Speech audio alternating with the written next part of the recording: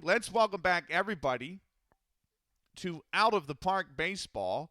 It is the 16th of June in the year 1871, and we've got ourselves a cracker. The 7-3 Philadelphia Athletics, who are one game back in the American League against the bottom team in the American League now, the 5-7 Washington Olympics, who, as Kadava said, shipped 19 runs to Rockford in their last game. Now they're at home, and we'll see how they do. We're going to go over the starting lineups here, starting with the visiting Philadelphia Athletics. John Hadfield will lead things off, the left fielder. He's batting .333, 5 RBIs so far this season. Then it's Scott Hastings in the 2 spot. He's batting .311 with 4 RBIs this season is the catcher. Center fielder Tom York bats third. He's batting .306 with 4 RBIs so far this season. Ed Pinkham bats fourth in the cleanup spot, batting .370 with 9 RBIs this season is the third baseman. Happy New Year, Heindo. Welcome in, man. I hope you're good. I hope you're not hungover. Batting fifth is Dickie Pierce, the shortstop. He's batting .381. He's got 7 RBIs this season. Dick Higham, one of the best hitters in the league right now, batting .362 with 14 RBIs so far this season as the second baseman. First baseman Charlie Bierman bats seventh. He's batting .278 with 5 RBIs so far this season. Neely Phelps will bat eighth. He's batting .300 with 8 RBIs this season. And then Bobby Matthews, the pitcher, rounds off the lineup, batting ninth, 3 RBIs with a .317 batting average so far this season. Mr. No Luck Whatsoever. Welcome in, Billy, man. Happy New Year to you, my man. Happy New Year to you. I hope you all are well.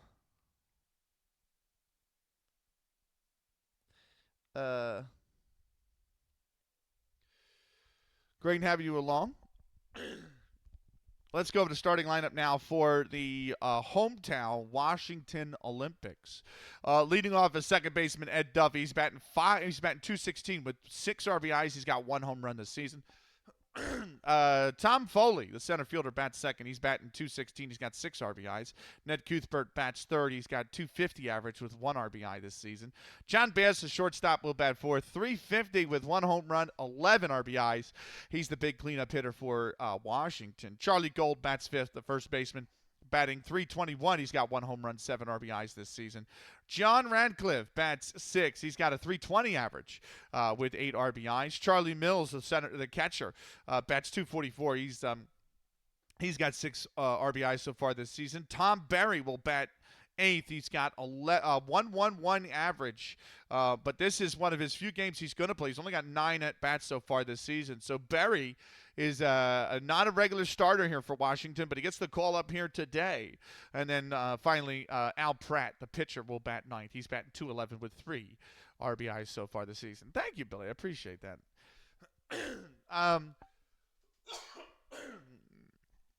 On the mound today for the Philadelphia Athletics is right-hander Bobby Matthews. He is 6-2 so far this season, 2.73 ERA with a 1.29 WHIP.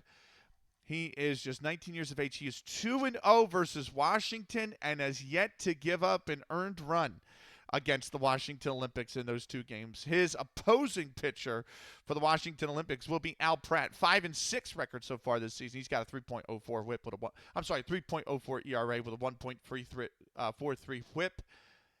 The right-hander, who's 23, is 0-2 against Philadelphia, but only a 1.72 ERA so far this season. It was 8 errors for Washington in that loss against Rockford. We'll see if they can do any better. It's a 2:05 first pitch start. It is raining. The attendance is just 457. Wind is blowing in from the right at 10 miles an hour. It's 73 degrees for you guys that use Celsius. 73 is probably around like 24, I want to say. 24? No, like 23. It's around 23 degrees. So let's get underway, and let me check on that upload, by the way, because that should be done. They are still checking the community guidelines. Christ. All right. But once they're done, I can actually delete that VOD, thankfully. Right. Al Pratt is on the mound. We got to be out of here by really like 2 o'clock, maybe 2:15 max. So let's see if we can get underway. I didn't write Philadelphia in the visitor in the score sheet. I knew I forgot something. I wrote the whole box score up, and I forgot to write the actual two teams in the lineup. Philadelphia at Washington. Philadelphia.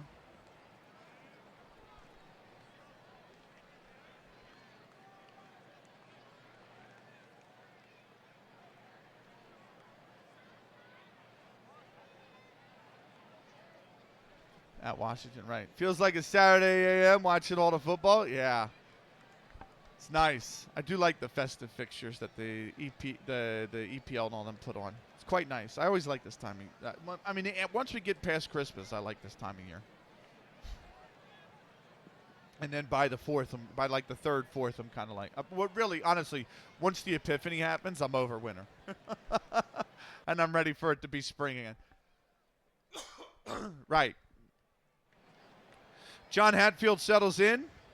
I miss Sky Sports News. Fair enough. I know it's not your kind of movie, but Billy Crystal and Meg Ryan definitely play off each other. Oh, absolutely. It's not my kind of movie. That's all. Chris Cabarra, Jeff Sterling were just amazing content. Yeah. Yeah. That was on Soccer Saturday, right, Heindo? And then the Brits take the piss out of us for saying soccer. They have a whole show with it in the name. Right. I don't know, Jeff. Excellent. Right. It's John Hatfield settling in. Before we start, we do have a shout-out.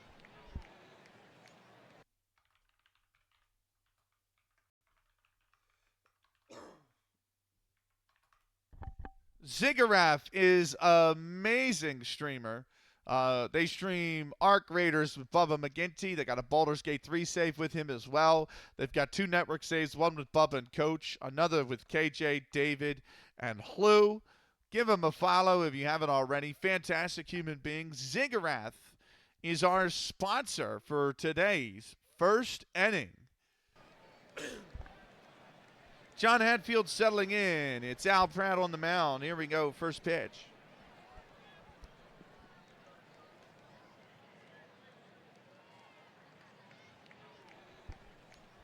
From the Olympics ground in Washington, D.C. Happy New Year, Aguna Matata. And that is a shot in the left field, and it's a base hit. Philly starting off with a leadoff double.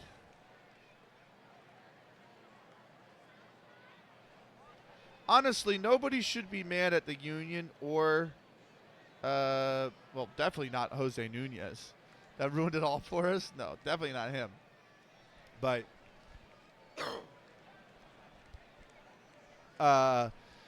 it's a release clause. Like Birmingham are triggering a release clause. So what are the Unions supposed to do? It's a release clause, you know? No, so that's a double, but a ground rule double, Heindo, is when the ball bounces in the field and it goes over the wall. So if it bounces in the field and it goes over the wall, then it's a ground rule double. It's an automatic double. All batters advance 2 bases. But that's just a regular double. Yeah, I know, by Watford. Yeah, I see. They're 2-0 down. Right, so Hatfield's got himself a leadoff double. That's big for the Philadelphia Athletics. They're trying to chase down the Boston Red Stockings, who are 8-2. Philly's 7-3. It'll be Scott Hastings selling in the catcher. Yeah, that's exactly right.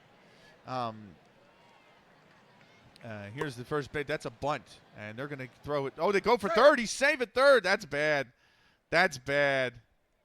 That is not the right play. That is not the right play. They should have just taken the out at first. I understand that Hatfield moves to third, but now I watch cricket, Heindo. Why are you having to go? But now it's runners on the corners and nobody out That's a bad decision from Al Pratt to go to third. Here's Tom York, center fielder, settling in. First pitch to him, and that is below the knees for a ball, 1-0. Here's the 1-0. Oh, it's going to get by, and Philly's got an early lead. It's a wild pitch. Coming home is John Hatfield. Going to second is Scott Hastings, and Philly has got a 1-0 lead. No, I like cricket. I like cricket quite a bit. Test cricket specifically. Here's the 1-0 to Tom, the 2-0 to Tom York. That's inside, ball 3. Here's the 3-0. That's ball 4. He's walked him on 4. This has been a nightmare of a start for Al Pratt. It's a 4-pitch walk to center fielder Tom York. And that's going to bring up third baseman Ed Pinkham. Here's the first pitch to Pinkham. That's inside, ball 1. Here's the 1-0. And that is shot into left field. Is it going to stay fair? No, it lands foul. She's lived in Essex for 13 years. Listen, stop pissing on cricket. I like cricket. Here's the 1-1. That's a called strike. It's 1-2. The 1-2. Inside, ball 2. 2-2 now. Here's the 2-2. That's fouled into the seats. How's that? I said something nice. It's not the worst sport in the world. Okay, I see. Yeah. There was a small sports bar that played baseball. Always had TV on playing cricket. I think it might have been test cricket. Watched enough of it to start figuring out the rules. Yeah, the rules. I have a clip that explains the basic rules of cricket. It's literally exclamation point cricket. But I just wish they didn't. I just wish the ICC didn't keep it such a secluded sport to play. Like, test is the best form of it, in my opinion, and the ICC is like an old man's club, you know. So, have you ever played the games? What, out of the park? Yeah, I have an offline save. I'm not good. Here's the 2-2. That's high, inside, ball 3. Not in the commentary save we're doing today, no. But in my offline save, yes. Oh. What? The actual FIFA style? What? Or do you mean the cricket games? Because I have played the cricket games. Yeah, I have Don Bradman Cricket 16. I have Cricket 19, and I have Cricket 21. No, you don't control the players in this game. If you want to control the players, that's MLB The Show. But MLB The Show is not available for PC. It's only available on PS5. And I think it's on Xbox Series 1X now as well, but or the Xbox One, but it's not available for PC. Here's the 3-2. That is popped up in the infield. Shortstop's over to take it, and that'll be the first out of the inning. So Pinkham's retired. That'll bring up Dickie Pierce, the shortstop. Oh, cricket version of MLB The Show, Donut. They're pretty good. Like Cricket 19, Cricket 21. Yeah, I played them. They are fun. That's a ground ball over to second. They're gonna get the first out, or they're gonna get the out at second. So fielder's choice, 5-4. Pierce goes to first. It's York who's thrown out at second. Hastings goes to third. They could do with a lot of them. I have 4 cricket games on my piece on Steam. I have Brian Lara International Cricket, which I think is 2006 or 2003, something like that. But Brian Lara International Cricket, I have Don Bradman Cricket 16, Cricket 19, and Cricket 21. Those are the 4 cricket games I have. Don Bradman Cricket 16 was brilliant. Cricket 19 was brilliant, and Cricket 21 was all right. I didn't buy 23 or 25, but those are the ones I have. So the Bradman ones were really good. Yeah, they were really good. Here's Dick Higham. He's going to settle in, second baseman. Runners on the corners, 2 outs. That's right down Broad Street for a strike. It's 0-1. Here's the 0-1. That's popped up in the infield again. Shortstop coming over to make the play. He makes the grab, and the side is retired. 1 run on 1 hit, and they leave 2 aboard. We go bottom first here in Washington, and Philadelphia's grabbed a 1-0 lead.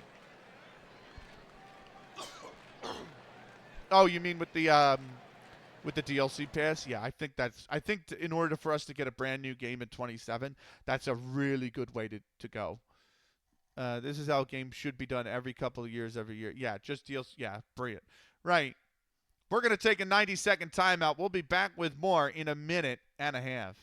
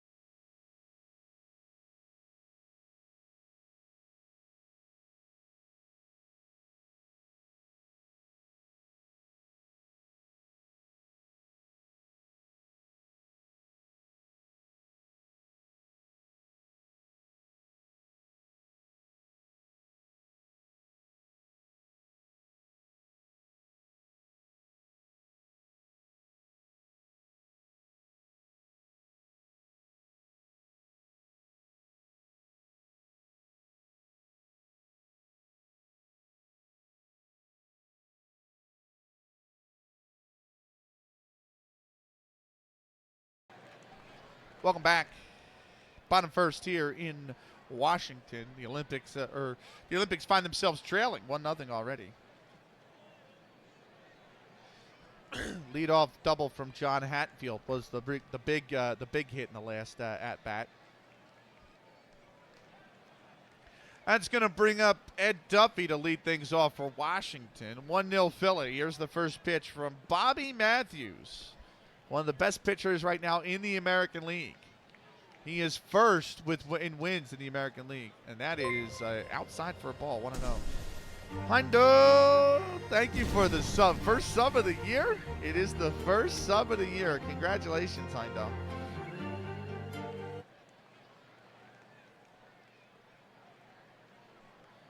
Congratulations, man. 2 months. Thank you so much, bro. That's all come on. That's all I care about. You don't need to sub for another 12 months now. Right? I appreciate you, Heindo. Thank you so much, dude. Right, here's the 1-0 to Duffy. Outside, ball 2. Here's the 2-0. That's in there for a called strike. It's 2-1. Always sub if I can catch a stream on my PC. I appreciate you, dude. You don't have to spend the money. Your guys' support was awesome in 2025. It's amazing. 2026 is going to be an incredible year. Oh, yeah, I'm with you there. Here's the 2-1. That's below the knees. 3-1. I'm with you there, Heindo. Here's the 3-1. Swung on and missed. It's 3-2. I'll deal with the ads for a few days till I get back to PC. Yeah, that's fair. At least when it comes to the baseball, we always at least take a break. Like, you're not going to miss anything. Because the ad breaks are always 90 seconds into half innings, with the exception of the 7th. Right? So, here's the full count pitch to Ed Dovey.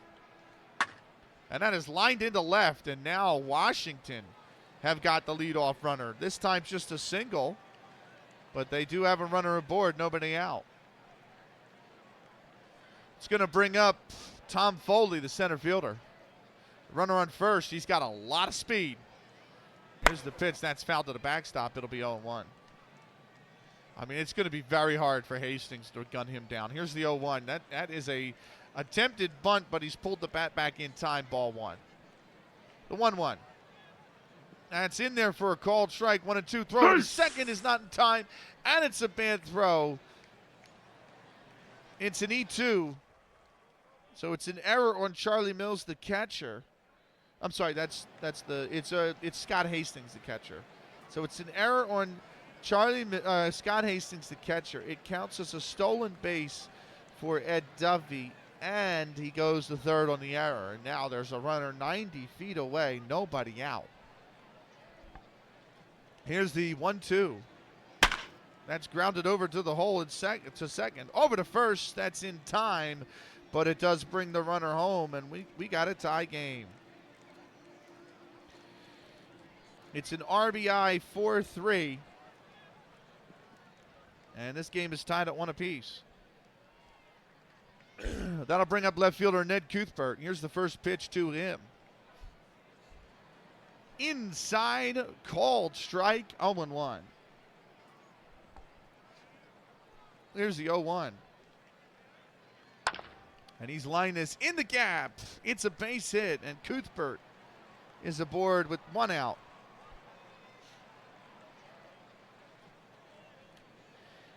That's going to bring up shortstop John Bass. First pitch to Bass. Runner first, 1 out. And that is outside for a ball. Throw over to second. They got him. He's gunned down. They caught him stealing. And there's 2 away. Hastings wasn't going to let that happen twice in an inning. Here's the 1-0 to John Bass. On the outside part of the plate for a called strike. It's 1-1. Here's the 1-1.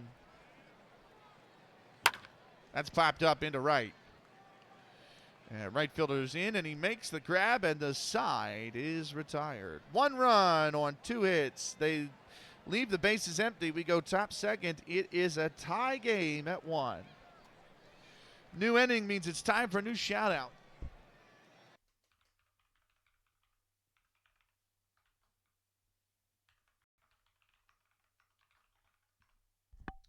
Stewart is a retro game streamer and commentator who commentates things like the Final Fantasy Randomizer. Give him a follow if you haven't already. He's a fantastic commentator. He also posts in our Discord when he goes live with things like the Final Fantasy Randomizer, the Legend of Zelda Randomizer, and the like. So check him out. DM Stewart is our sponsor for today's second inning.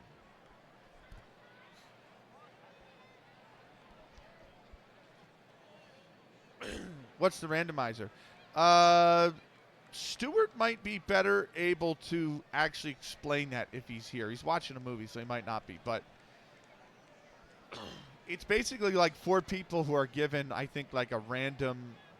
Like in Final Fantasy 1, you could choose like red mage, black mage, white mage, thief, warrior. And I think the randomizer basically randomizes the classes that you get across your 4 characters. And then you race against each other and try to beat the game in the quickest amount of time. It's quite fun. It's interesting watching people beat Final Fantasy 1 in 2 hours when I spent months grinding that game out. I mean, months. So, here's first baseman Charlie Bierman to lead things off for Philadelphia here in the top second. Here's the first pitch. That's on the outside part of the plate for a called strike. It's 0-1. Here's the 0-1. That's popped up into the seats. It'll be 0-2.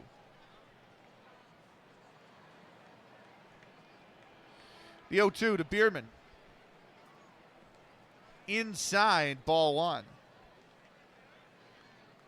Here's the 1-0. Off the plate away, 2-2. 2-2 pitch. And that is shot into center. Center fielder going over to grab it. And he makes the catch. And Bierman is retired on an F8. And we have got ourselves one away here in the top second. Neely Phelps, the right fielder, will settle in. Here's the first pitch to Phelps. That's high, ball one. The 1-0. That's a called strike. It's 1-1. Here's the 1-1 pitch. Inside, ball two. 2-1 now. The 2-1 pitch. That is fly down into right. Right fielder taking a few steps, and he'll make the grab. And Neely Phelps is retired on an F9. Welcome back, Heindo. That's going to bring up Bobby Matthews, the pitcher. Nobody on, 2 away here. First pitch to Matthews. That's inside, 1-0.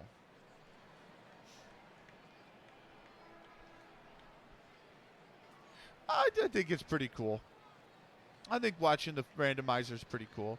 Because the thing is, like, I get it because, like, the games are so old. Like, everybody's played it and beat it by now, unless you're, like, a new generation picking it up for the first time. Like, I played Final Fantasy enough. I know the game. You know what I mean? So watching other people speed running, you're like, oh, that's cool. Oh, that's, you know what I mean? Like, that's kind of cool. That's kind of cool. It's just fun watching racing, right? It's a different form of racing. So I look at it like that. It's kind of cool. Here's the 1-0. That's lined into right. And that is a base hit. And Bobby Matthews has got a single. The world record stuff where it's like people constantly try to break the world record and they like do the, you know, the theory crafting on how to save like 0.3 of a second on their speed running. Like that I'm not really interested in. But like the randomizer I think is really cool because it's 4 groups that race against each other. So it's like it's not world record attempts. It's literally just people trying to beat the other team, which is really cool. That I like. That I think is cool.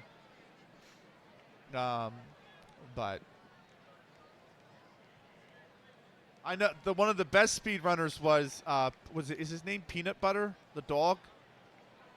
The dog beating Ken Griffey Jr. If you haven't seen that, Heindo, go check it out. Dog speedruns Ken Griffey Jr. They basically gave him a baseball game, and it's a guy who trained his dog how to hit buttons that equate to controls on the SNES. And they play Ken Griffey Jr.'s baseball. He's given a half hour to win the game, and it goes extras. And there's a whole crowd behind him, and like with like 30 seconds left, he hits the game-winning home run at like the bottom of the 11th. It's crazy. It's awesome. It's so awesome.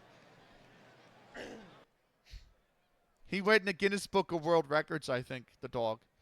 Don't you hate it when you accidentally hit restart on your PC? No. Unless you're trying to shut it down. Like sometimes at the end of the night, I'll hit it instead of shutdown. I'm like, shit. And then I have to wait for it to restart. Right, here's the first pitch to John Hatfield. He doubled his last at bat. And that is down and away for a ball, 1-0. Here's the 1-0 pitch. And it's grounded foul down the first base side. It is 1-1. Here's the 1-1. Throw over to first, and he's back in time.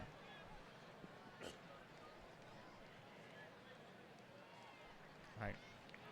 Here's the 1-1. That is high for a ball. Throw over to second, and they have got Matthews. He's caught stealing, and that will retire the side. No runs on one hit. They leave nobody aboard. We go bottom second here in Washington. It's a 1-1 ball game.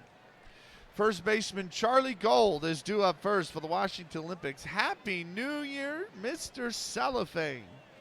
Welcome in, my man. I hope you're not hungover. Did you go until the ball dropped last night, Cello?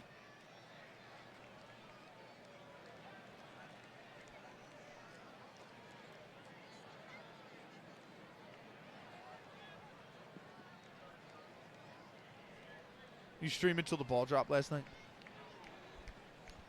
Right. We're going to take a quick 90-second timeout. We'll be back with more in just a minute and a half.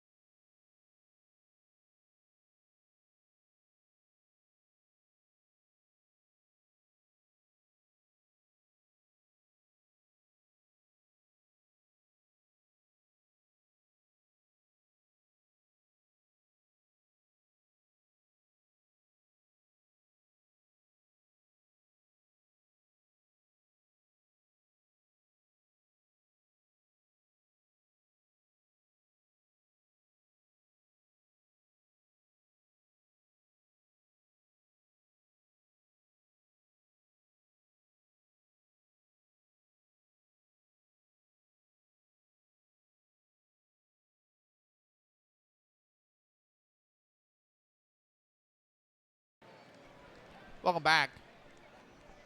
Bottom second here in Washington. It's nice, man. You went to the ball drop and played one game and then went to it. Did you get FM'd in it? Because that would have been a hell of a way to open the year. You was like, all right, one more game, now it's the new year, and then you just get it FMing. that would be brutality, dude. That would be so much brutality. Right.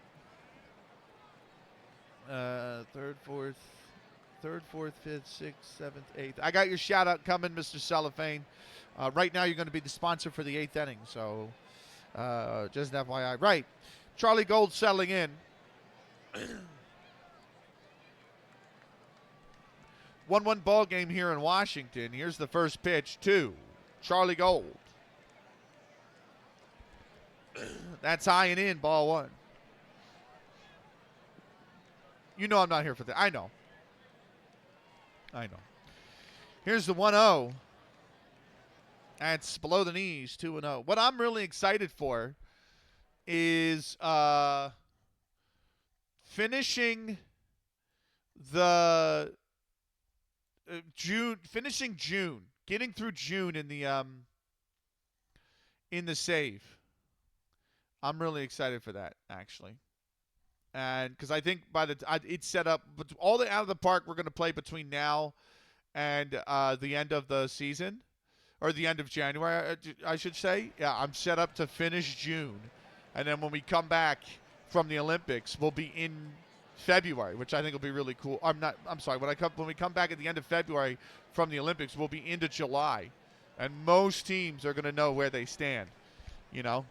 So don't mind the bot. All the kickoffs are happening in the English game. Here's the 2-0. And that's lined right at the second baseman. That's grabbed for the first down of the inning.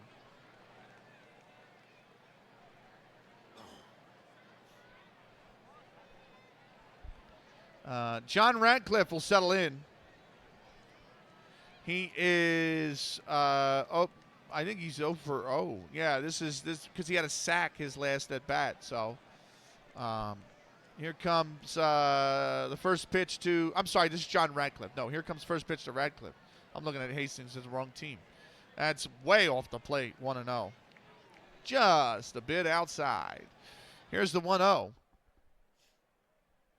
That's in there for a called strike. It's 1-1. Here's the 1-1 pitch. That's shot into right field.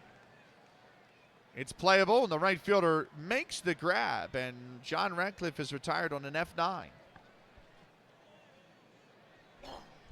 That's going to bring up Charlie Mills, the catcher. Here's the first pitch to Mills. He's grounded that to the backstop. It'll be 0-1. Here's the 0-1. Grounded over towards, oh, it's an error on the shortstop. The shortstop fumbled the ball. That is Dickie Pierce getting credited with an error. It's his first of the afternoon and Philadelphia's second, and Charlie Mills is aboard on an E6 here in the second inning. 1 on, 2 out. It'll bring up Tom Berry. Here's the first pitch to Berry. That is below the knees, 1-0. The 1-0 pitch to Berry. Grounded foul. It'll be 1-1. Here's the 1-1 pitch. Grounded over to third. The throw on to second. It's a bad throw. And Berry is aboard on an E5 now. Back-to-back errors. This time it's third baseman Ed Pinkham getting credited with it. 3 errors now for Philadelphia in the game.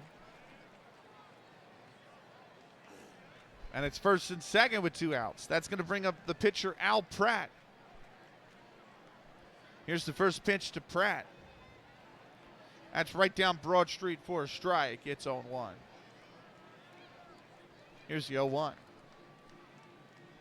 Swung on and missed. It's 0-2. Here's the 0-2 pitch. Grounded over to third. The throw over to first. It's another bad throw from Pinkham, and it's going to lead to a run. Pinkham makes back-to-back errors. This time it costs Philadelphia. Coming home to score is Charlie Mills. Going to third is Tom Berry. Pratt gets a two-base error. And Washington have taken the lead. Look at this inning. L4, F9, E6, E5, E5.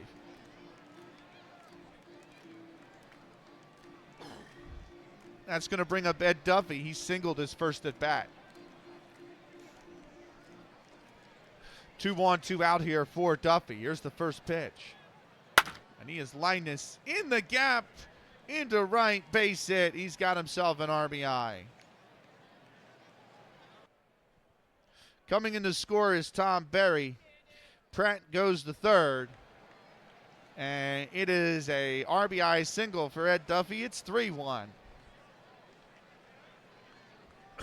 That's going to bring up Tom Foley. He had an RBI ground out his last at bat. Here's the first pitch to Foley. Throw over to first. Runners back safely. First pitch is low for a ball. The throw over to second. Not in time. And Duffy has stolen his second base of the afternoon.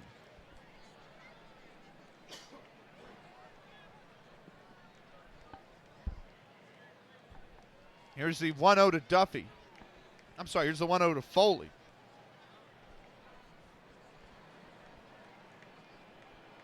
That's a called strike on the outside part of the plate. It's 1-1. Here's the 1-1. Grounded to the backstop. It'll be 1-2. Here's the 1-2 pitch. That's way high, ball 2.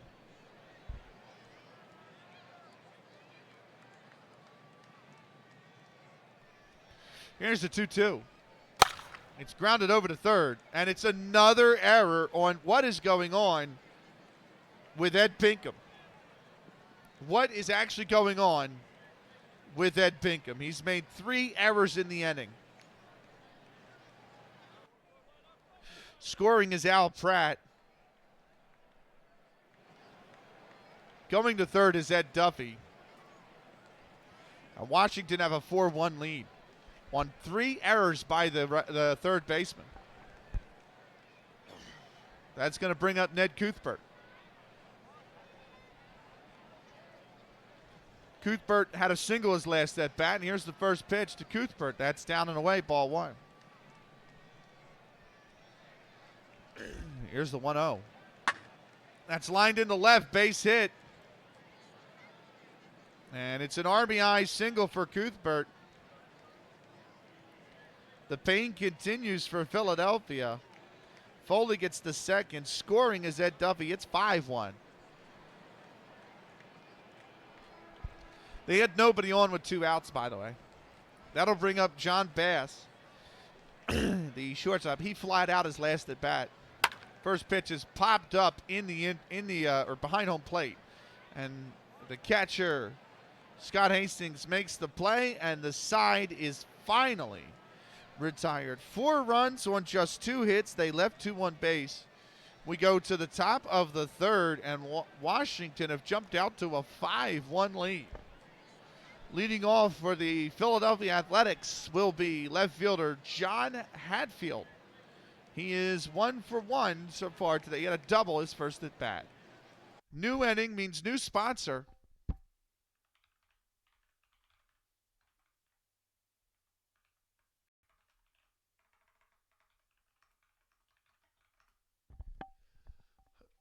Pingu the Prince very, very rarely streams, but when they do, they usually stream some FM. They're an awesome member of our community. Go give them a follow if you haven't already. The fantastic Pingu the Prince. Pingu the Prince is our sponsor for this third inning here today. John Hatfield due up first.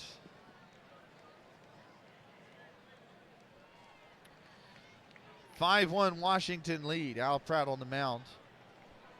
Here's the first pitch to Hatfield. That's fouled down the first base side. It'll be 0-1.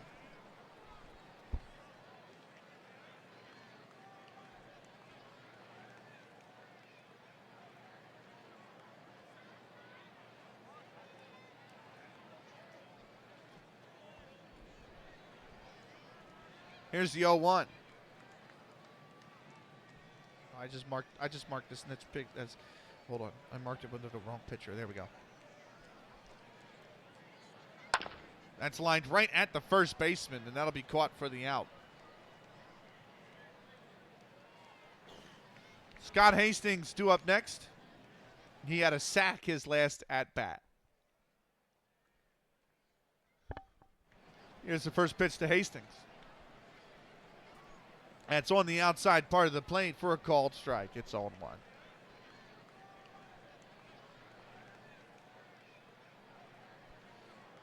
Here's the 0-1. That's below the knees, 1-1. The 1-1 pitch. Grounded over to second. On to first in plenty of time, and that's going to be the second out of the inning. 4-3 on the scoring decision.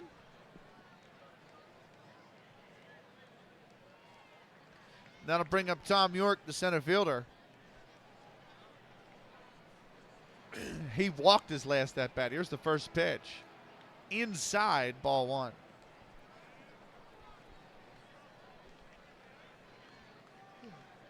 Here's the 1-0.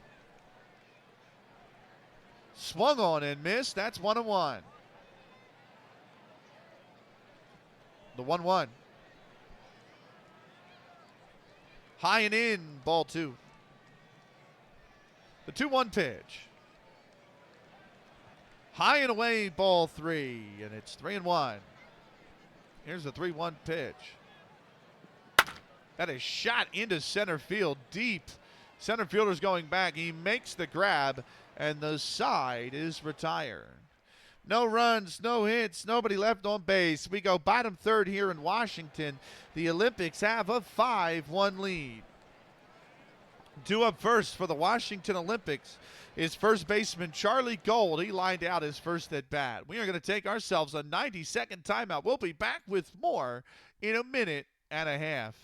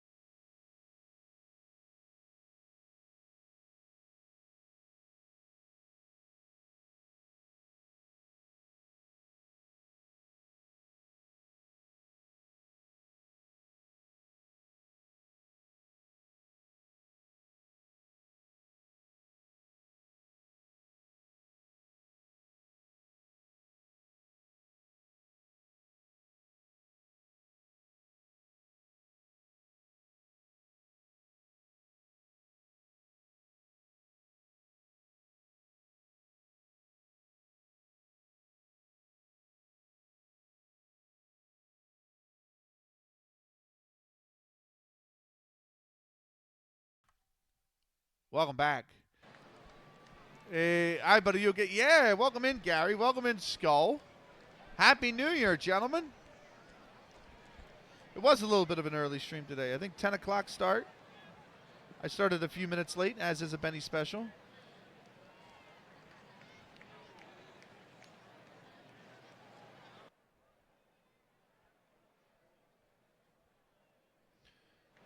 But welcome in, gents. I hope you're not hungover.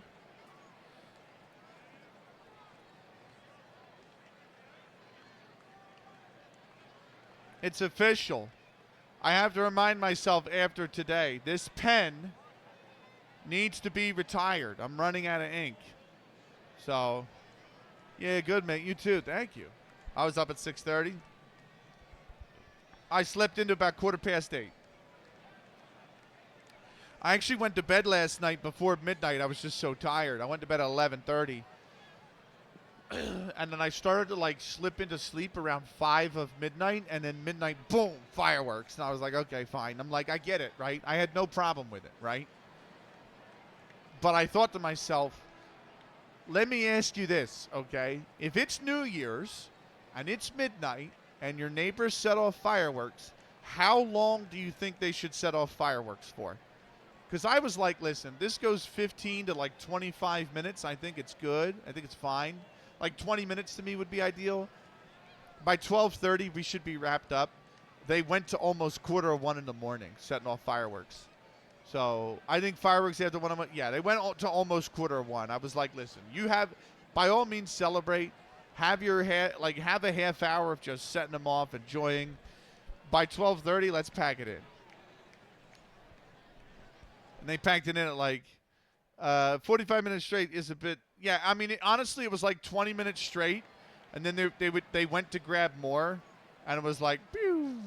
What you had for dinner today, Ben? I don't know, because it's 11 a.m.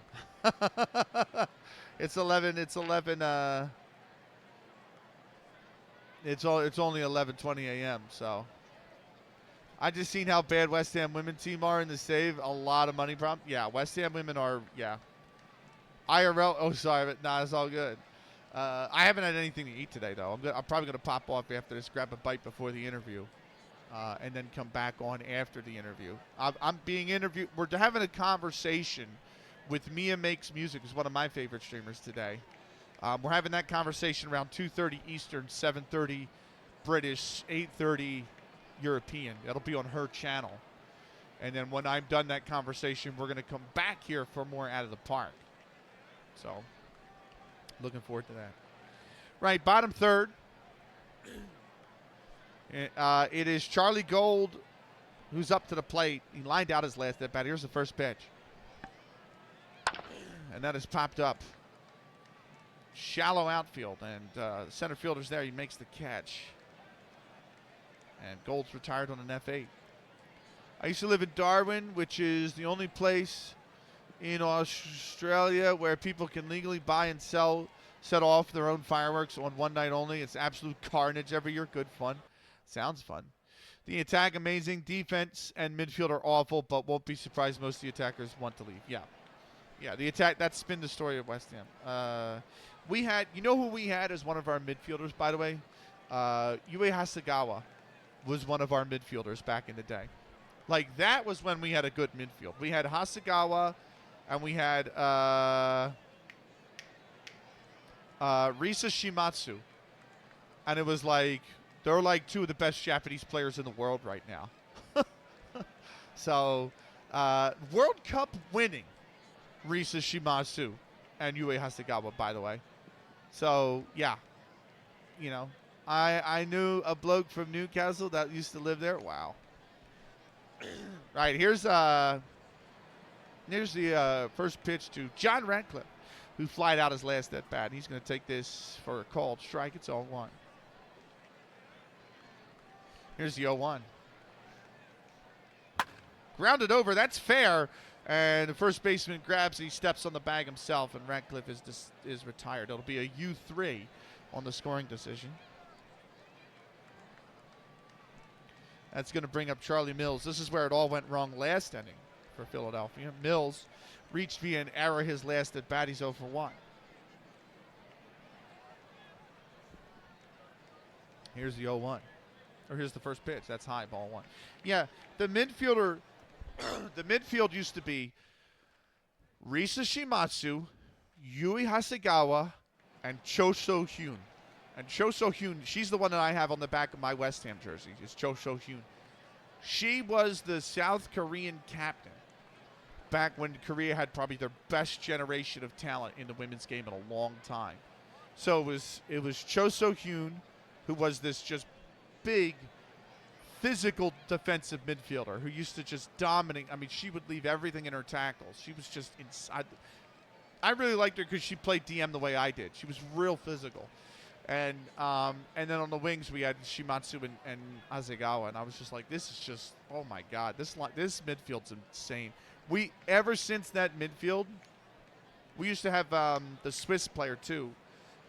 Is it Aisha or Alicia Lehman as well? Or she was a striker, really.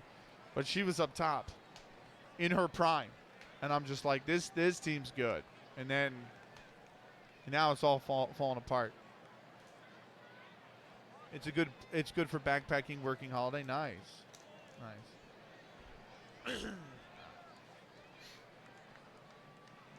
Right, here's the first pitch to Charlie Mills. That's popped up right behind second base. Second baseman's over there. He makes the grab, and the side is retired. Chris! Thank you for the alert, Chris. Much love to you. No runs, no hits, nobody left on base. We go top fourth. Washington got a 5-1 lead. This is where the shout-outs have to start as people come in, because I've got everybody for an inning.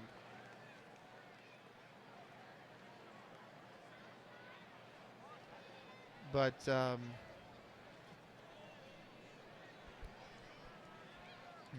They have a few good youth setup and a few good women for 2-3. Yeah. They need a lot of work, that's for sure.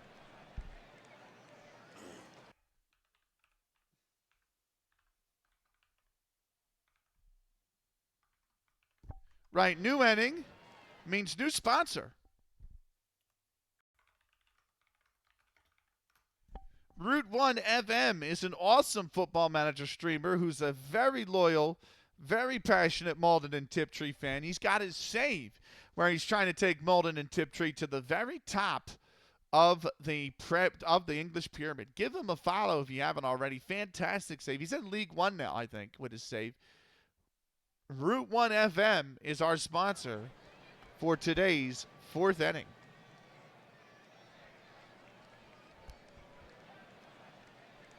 Right. Here's the first pitch, too.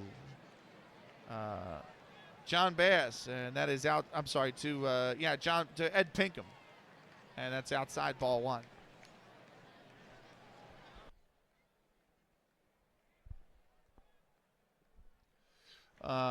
Think good. Think as there are a couple decent defenders and midfielders, so don't need to focus on young signings. Fair enough. It's just the money problem, right? Here's the 1-0. That's grounded over to short. That's a fumble on the shortstop. And now Washington has made their first error of the game. It's an E6, and Pinkham's aboard. And shortstop John Bass gets credited with the error. And it is leadoff runner for Philadelphia here. That's going to bring up Dickie Pierce. Pierce is 0 for 1, having reached via fielder's choice his first at bat. Throw over to first, and the runner is back safely. Here's the first pitch. He bunts it down. Pitcher's got it. He goes to first. That's in time for the out. And it's a sack.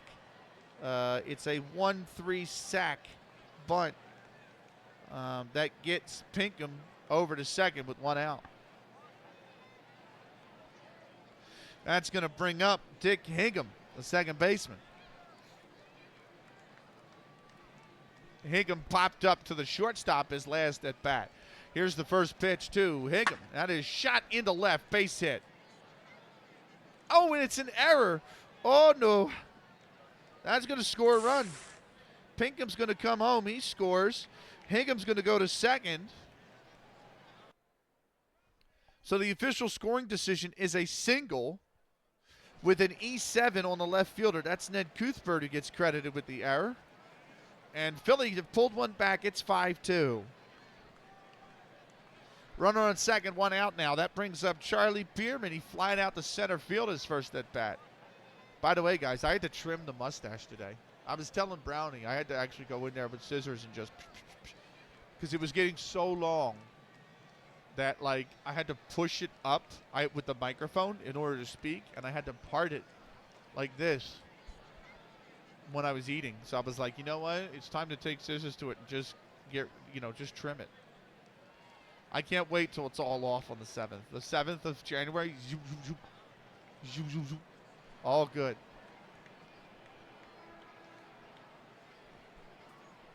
All right, here's the first pitch to Bierman. Swung on and missed. That's 0-1.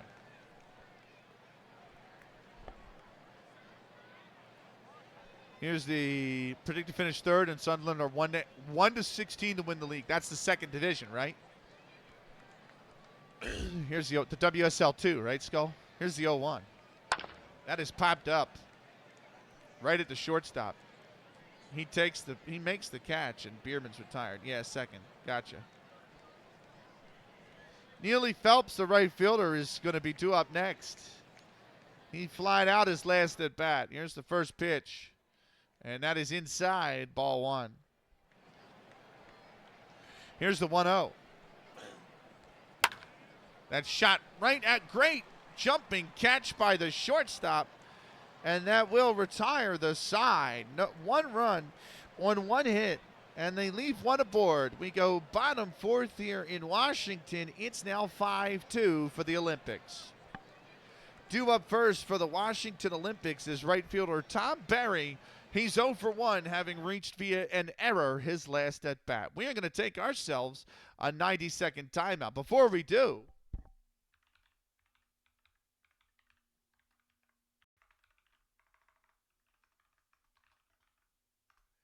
go give Chris a follow. She's an awesome streamer who does all sorts of nice, cozy games. Chris is a lot of fun. She plays Peak and RV there yet with a lot of members from the Grace, from like her, Grace, Ola O, Peak as well. I think she knows Mark was his Trishian. But fucking outstanding individual to talk to. Really great streamer. Give her a follow if you haven't already. Motherfucking Chris. She's awesome. Yeah. We're going to take ourselves a 90-second timeout. We'll be back with more in a minute and a half.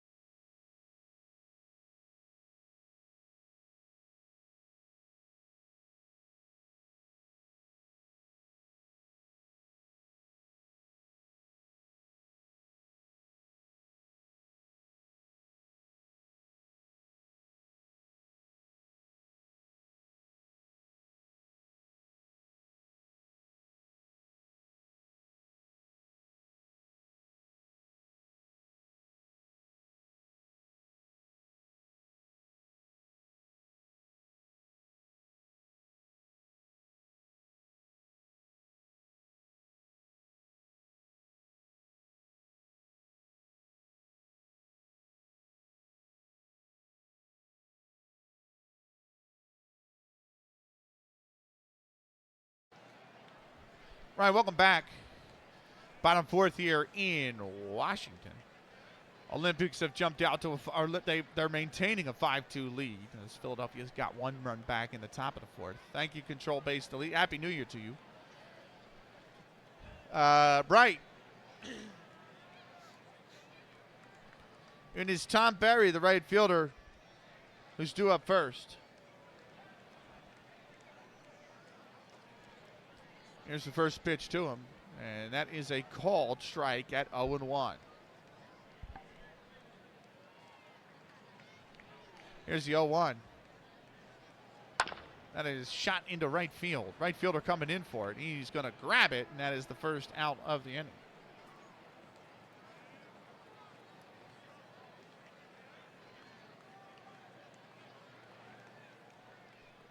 That'll go down as an F9, and now that's going to bring up it's going to bring up Al Pratt.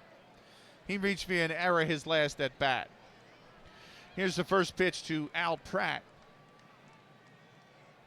And that's inside, ball one. The 1-0. Grounded over to third. Diving stop, but a bad throw. A very bad throw. The catcher's got to come over to back it up. And that is another E5. Matthews reached via an E5 last time. He does so again here in the fourth. And Ed Pinkham is being credited with his fourth error of the game. Philadelphia's got 6. Pinkham's got 4 of those. Pratt went to second. And now it's runner on second with just 1 out. That brings up Ed Duffy. He's got 2 singles so far today and an RBI. Here's the first pitch to Ed Duffy, and he's grounded this over to third. That is another E5. I really don't believe what I'm seeing. I mean, we are only in the fourth inning, and Pinkham has made 5 errors in the game. 5. I mean, I know 1871 is the age of errors. Errors were very high before gloves. I understand that, but 5 of them in 4 innings is nuts, no matter what era of baseball you play in. So it's runner first and second, and it's just 1 out. Tom Foley, who's 0 for 2, steps in. He grounded out with an RBI and reached, guess what, via an E5. Here's the pitch to him. This one's shot into right field. It's a base hit. And the bases, just like that, with Foley's single, Duffy goes to second, Pratt gets the third, and the bases are loaded with just 1 out here in the bottom fourth. That's going to bring up Ned Cuthbert. He's 2 for 2 so far today with an RBI. Bases loaded. Here's the first pitch. He's grounded this over to third. This time it's not an error. They go to second for the first. Out. He should have maybe gone home, but it's going to be an FC 5-4 and an RBI. It's a lot to fit in this tiny box. God damn it. RBI FC 5-4. He's on first. Foley is the runner on second who's thrown out. Duffy goes to third. Pratt goes home, and it's 6-2 Washington.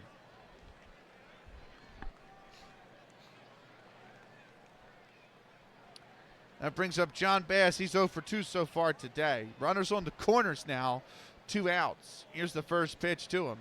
And that is a called strike. It's 0-1. Here's the 0-1 pitch. Right down broad, and that's 0-2.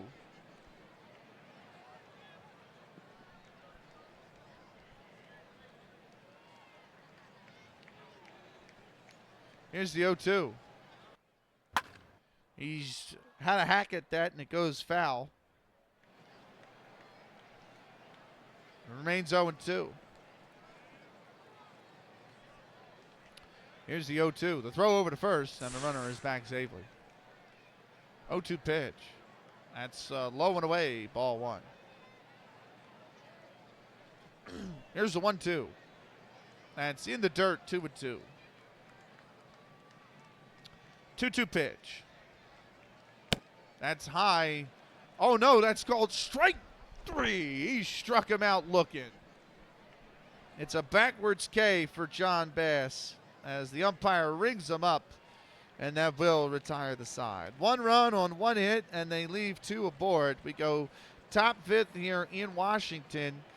The Olympics have restored their 4-run lead. It's 6-2.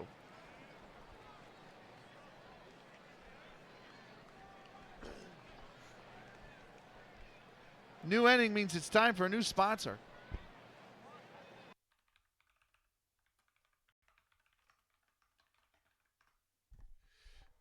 Heindo is an awesome streamer. He's doing Card Dealer Simulator right now, but he also plays GTA 5 RP, which he's very good at. It's a lot of fun watching him play GTA 5 RP. He also plays F1 with us, which will be resuming next Wednesday. So give him a follow, or this coming Wednesday. Give him a follow if you haven't already. Heindo is our sponsor for today's 5th inning.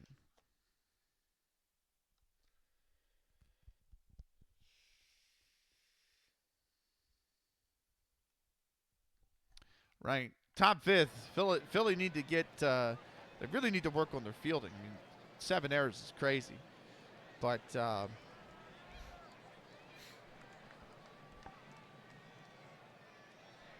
that'll bring up Bobby Matthews. He'll be the first one to lead off. The pitcher, he singled his first at bat. Here's the first pitch to Matthews. That's grounded foul down the third base side. Here's the 0-1 pitch to Matthews. That's high, ball 1. 1-1. Here's the 1-1 pitch. Grounded to the backstop. It'll be 1-2. Here's the 1-2. Inside, ball 2, and it's 2-2. Here's the 2-2 pitch. That's fouled into the seats. We'll go again at 2-2. The 2-2. That's lined right at the shortstop. Oh, the shortstop. No. He's made an error. It's an E6. The shortstop came over. He went to glove it. He went to catch it. It hit off the hand, and it went onto the ground. And so Matthews is aboard via an E6. That is shortstop John Bass getting credit with the error. That's his second of the afternoon. Third for Washington, and it's 1 aboard here, nobody out. John Hatfield settles back in. He's 1 for 2. Here's the first pitch to him. Off the plate away, 1-0. Here's the 1-0. That's off the plate, 2-0. Here's the 2-0 pitch. That's lined right at the third baseman. This time he will make the play. And Hatfield's retired on an L5.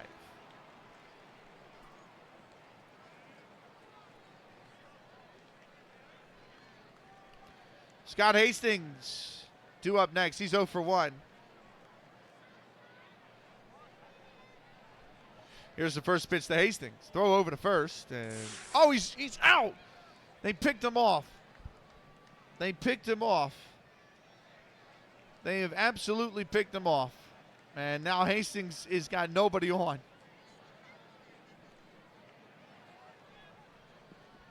Really bad head by Bobby Matthews. They pick him off at first, and now Hastings, nobody on, 2 outs. He's grounded out to the backstop. All sorts of, I thought the play, I had my hand like this to do the out, and then the play dropped. I had my hands like this to do the safe call, and then they picked him off. All sorts of unpredictability in this game. 7 errors, crazy plays in the 5th. This game's been wild. Here's the 0-1. Inside, ball 1. The 1-1. Off the plate away, that's 2-1. The 2-1. Grounded over to third. The throw on to first is in time, and that is going to be the final out of the inning. 5-3. No runs, no hits, nobody left on base. We go bottom fifth here in Washington. It's a 6-2 game. Only one predictable thing is that there's an E5. That's true. That's actually really true. Well done, Kadava. Right. Big shout out real quick.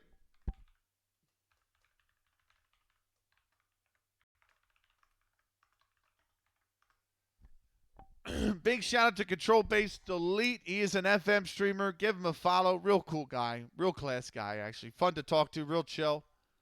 Give him a follow if you haven't already. Control Base Delete is freaking awesome. Big shout out to him. Yeah, big shout out to him for swinging by here today. Right, we are going to take a 90-second timeout. We'll be back with more in a minute and a half.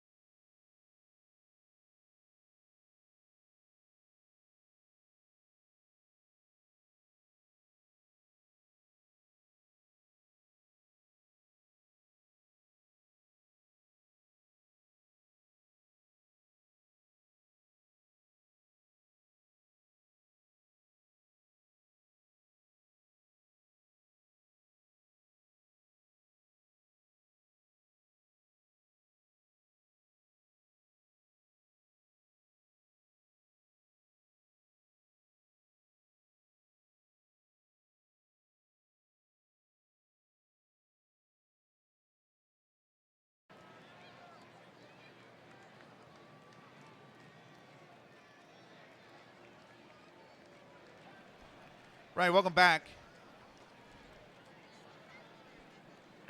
Bottom fifth here in Washington at the Olympics ground. Olympics leading 6-2. It'll be Charlie Gold 2 up first here for the Washington Olympics. He is 0 for 2 so far today.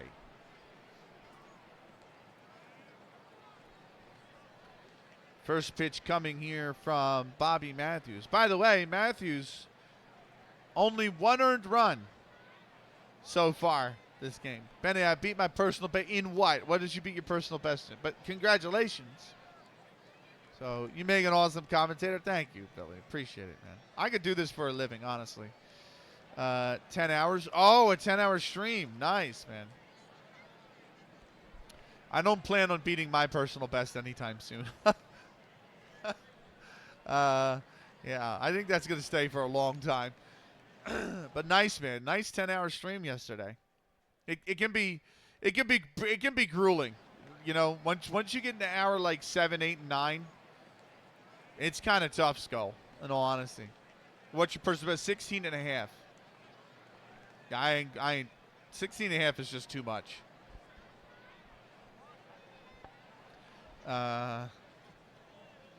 Like I can do a solid like 9, 10 and be okay. Once I get into like 12, 13, I start to really slow down a little bit.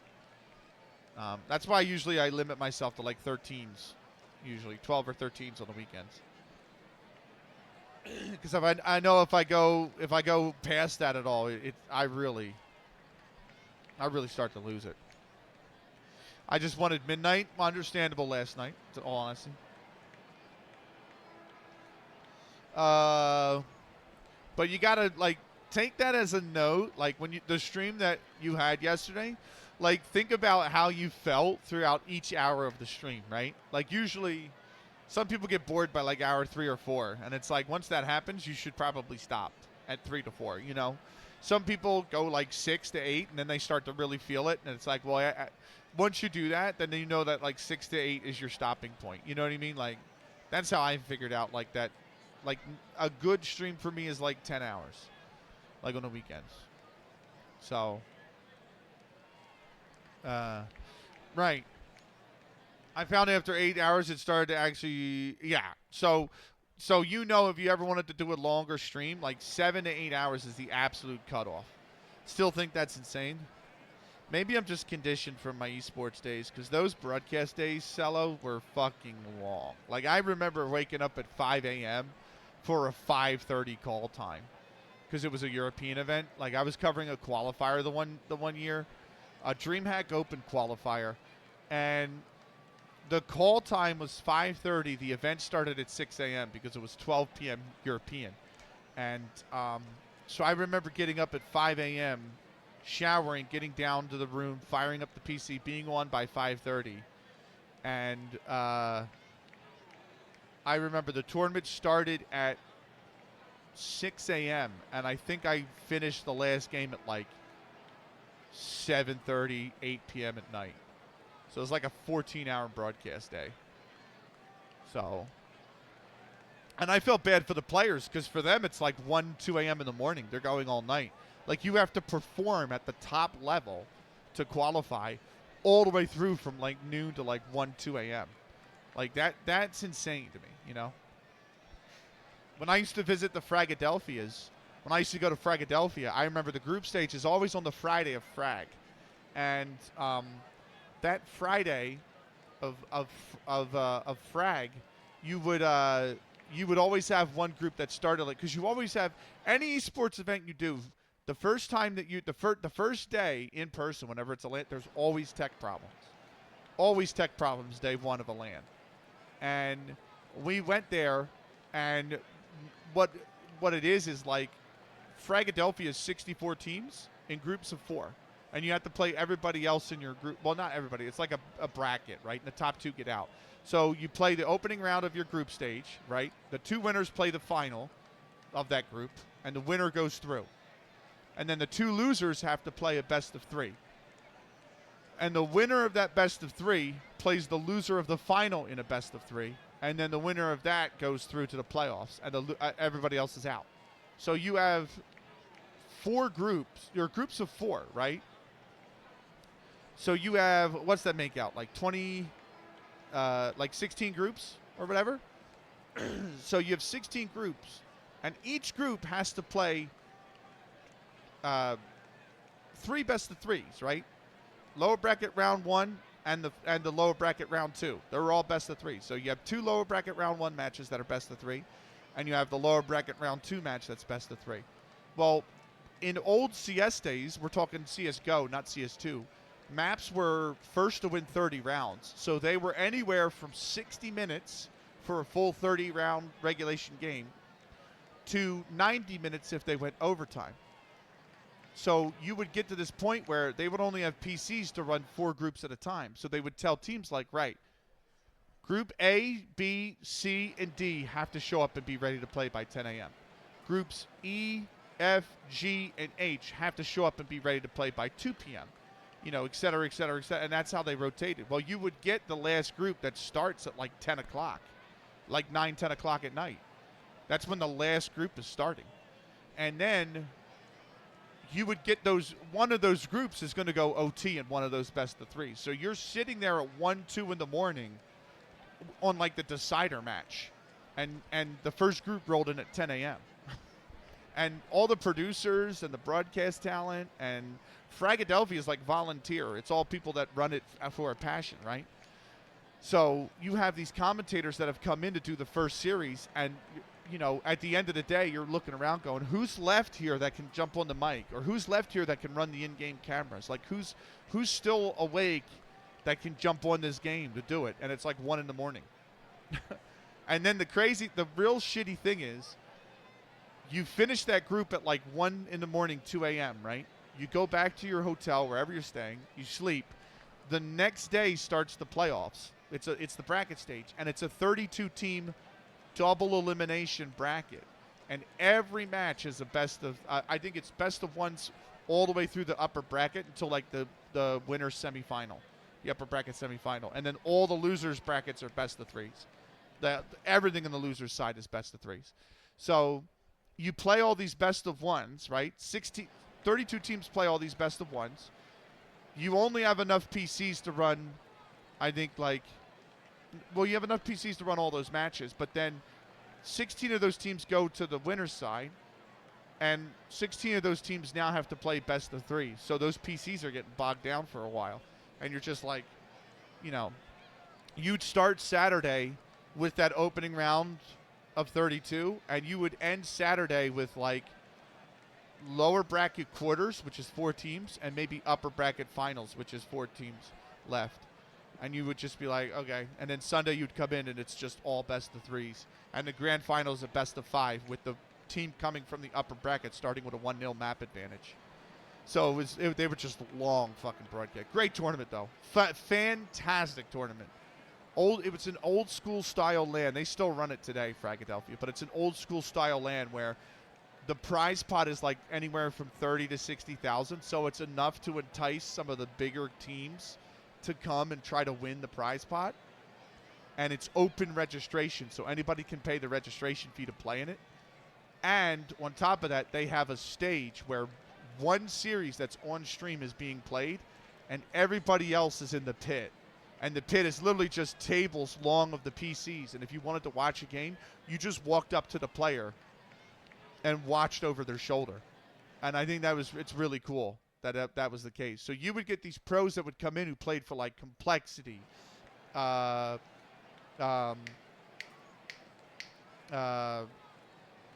is the other? Rogue was another one. And you would get them come in, and it's like, I've watched these guys play professional Counter-Strike over the internet all year. And like, I could reach out and touch them if I wanted to. You couldn't. You'd be thrown out if you did. But they're literally right there. And you're just watching their PC. And I'm like, that's really cool. That's really, really cool. So, and then once they got to like Sunday, the pit was basically closed, you know what I mean, once you got that far in. So it's a really cool. Philadelphia is an amazing experience. If anyone likes esports and Counter-Strike, 110% you should go to a Philadelphia. But they did make for long days. I know that. The Friday and the Saturday were always long day. The Friday especially was always a long day. Right. Charlie Gold settling in. It's Bobby Matthews on the mound. Here's the first pitch to Gold in the bottom of the 5th, and that's a called strike. It's 0-1. After this game, I definitely need tea for the throat, so I'll be grabbing that before the interview. Right, and here's the 0-1. That is shot into left center field way back there. Is it going to clear? It's off the top of the wall. Gold's off the top of the wall. He's got himself a leadoff triple as he's safe at third. And that's big for Washington. They have a chance to extend this lead, because there's a runner just 90 feet away. And it's nobody out. That brings up John Radcliffe. He is 0 for 2 so far today. Here's the first pitch to Radcliffe.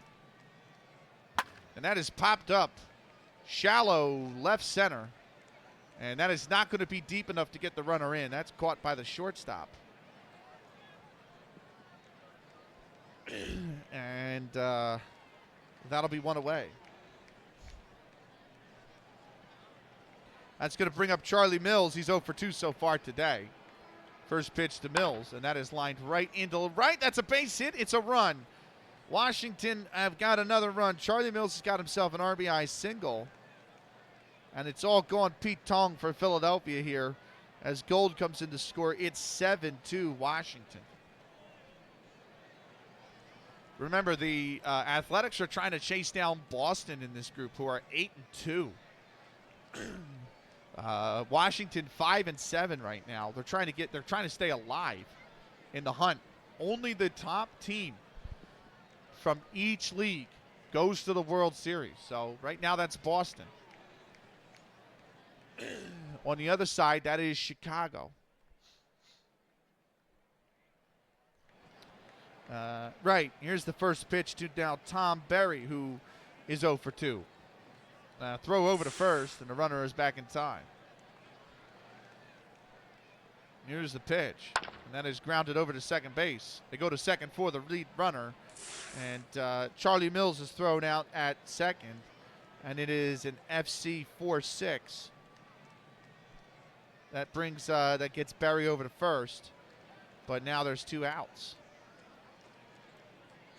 If you don't know what FC is, because you're not used to baseball, FC is called fielder's choice. So you're not credited with a hit. It's basically a determination where the ball went to Dick Hingham at second, and he has decided to go for the lead runner at second, going to second base to throw him out. So Berry gets a board, but it doesn't count as a hit because the theory is that technically he could have been thrown out just as easy at first. It's just the fielder chose to go to a different base. So it doesn't count as a hit, and it's recorded as a fielder's choice.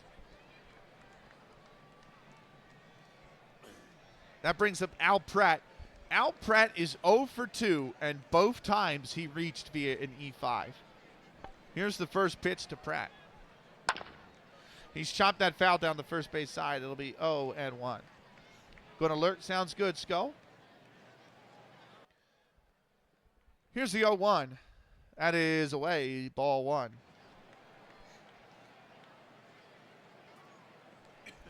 Here's the 1-1. That's high. Ball 2. 2-1. Here's the 2-1 pitch.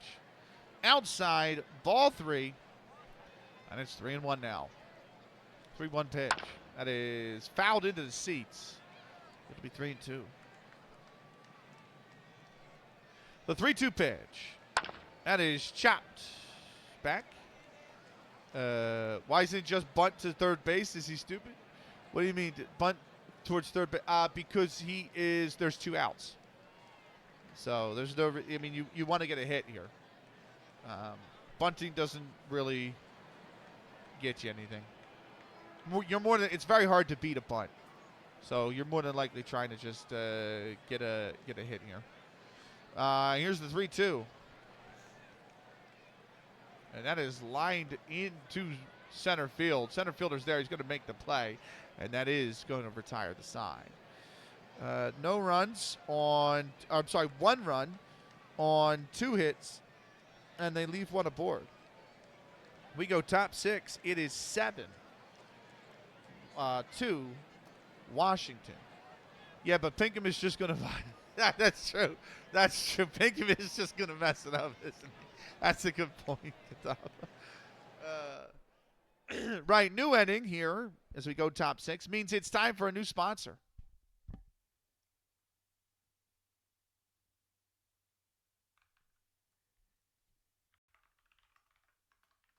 No, come on. Come on now. Don't be giving me that.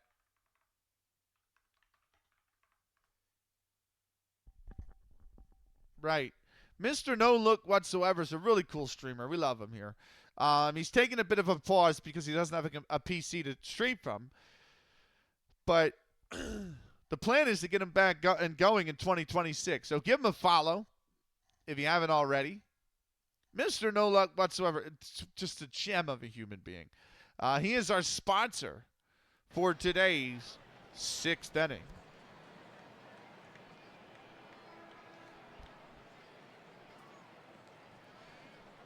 Top 6th here. Tom York will lead it off for Philadelphia. He is 0 for 1 so far today. Here's the first pitch. That's below the knees. Ball 1. Here's the 1-0. That is shot into right. And the right fielder comes in and he's going to grab it. It'll be the first out of the inning. That'll bring up Ed Pinkham. He's 0 for 2 so far today. First pitch to Pinkham. That is grounded foul down the third base side. It'll be 0-1. Here's the 0-1 pitch. Grounded foul, and it'll be 0-2.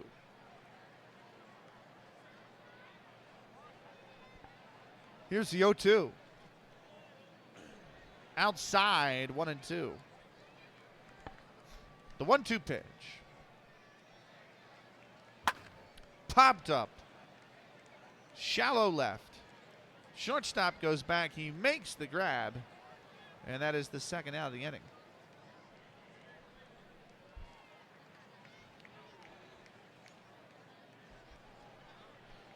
That will bring up Dickie Pierce. He's 0 for 1 so far today.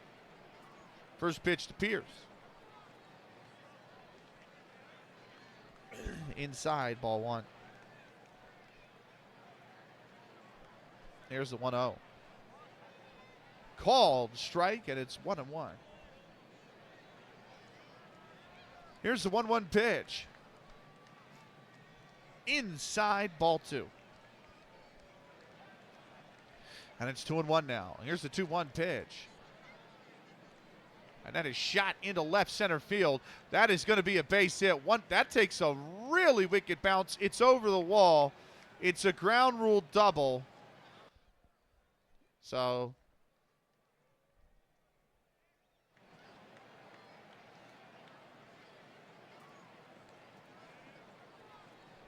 it took one bounce and it went over the wall. Where's Heindo when you need him? That's a ground rule double.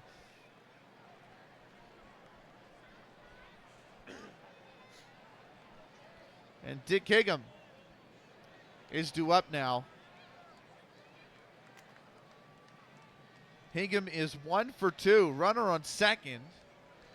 And 2 out here in the 6th. Here's the first pitch from to Higham, and that is outside, ball 1. The 1-0. He's grounded that right to second.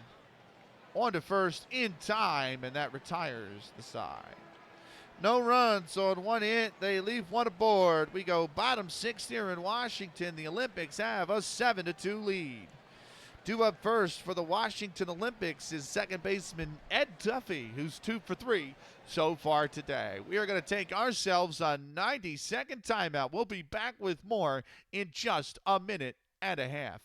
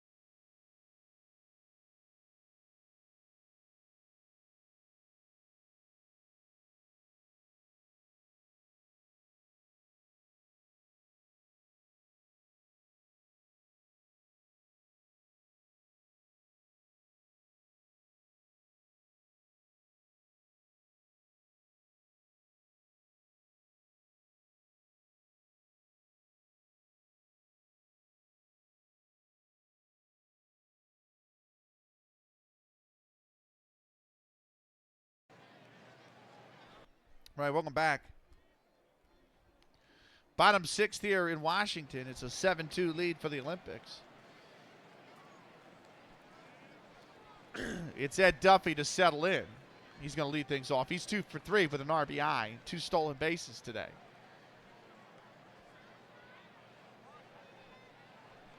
First pitch to him from Bobby Matthews.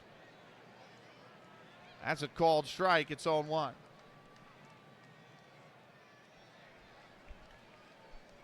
If somebody knows baseball, I got a question. Right? So Matthews only has 2 earned runs. Okay? Let's say Philly score a third run in this game. It finishes 7-3. And Matthews only has 2 earned runs. Because Philly scores 3 and Matthews only has 2 earned runs, does that go down as a loss for him or does it go down as a no decision? That's a big question. That's a question I have. I'm going to take a quick second because Sean is streaming. So I'm going to take a quick question to ask him. That's a hell of a baseball question.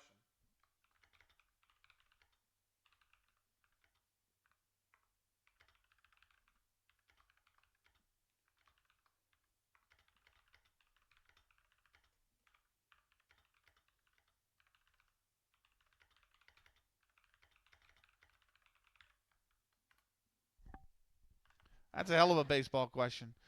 What was the score when he left the game? Well, it would be 7. Well, if he pitches a complete game, it'd be 7-3. So if a pitcher throws 9 innings, it's a complete game. 2 earned run, but the team loses 7-3. Is he credited with the loss or a no decision?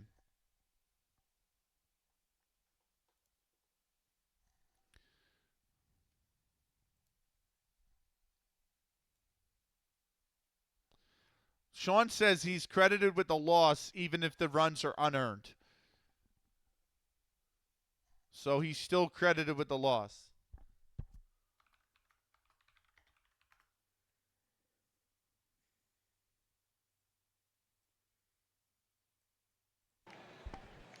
That sucks. If he pitches the full game, he gets the... That sucks. Because he's not really at fault. I mean, he's only thrown 70 pitches, or 69. This is about to be pitch 70, right? And 69 pitches through 5 innings is not terrible, right? Most starters probably average that, right? Even in the modern era. And he only has 2 earned runs. But Washington has scored 7. So, if for no other reason, then someone has to. He pitched the ball that was put into play, right? Yeah, but he's not credited with the run. So, he's done his part. It doesn't matter if the ball's put into play. You know, he's done his part by making it a playable ball. It's just his teammates. Ed Pinkham can't play anything. Ed Pinkham couldn't even play a hand of cards at this rate. But you're right. It's got to be. It just goes on when the runs are scored, whether they're earned or not. Right. Here's the 0-1 to Duffy. Swung on and missed. That's 0-2. That's harsh. That's harsh. You know what I mean? Here's the 0-2. That's inside. Ball 1. Here's the 1-2. That's grounded to the backstop. We'll go again at 1-2. Here's the 1-2. That is shot into left. Is that going to stay fair? No. And we go again at 1-2. Here's the 1-2. Grounded back up the middle. Over to second, or over to first, and that's in time to get the out. Duffy's retired on a 6-3.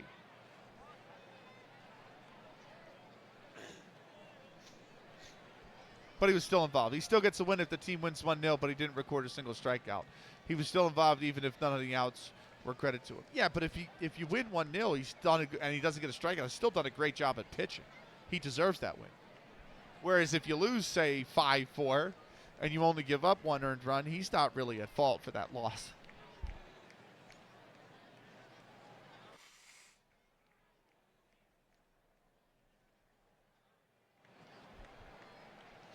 That'll bring up center fielder Tom Foley. I mean, I get it. I get why. You know, I get why. But I'm just saying it's unfair to the pitcher a little bit, you know. It'd be more fair if he got a no decision. Here's the first pitch to Foley.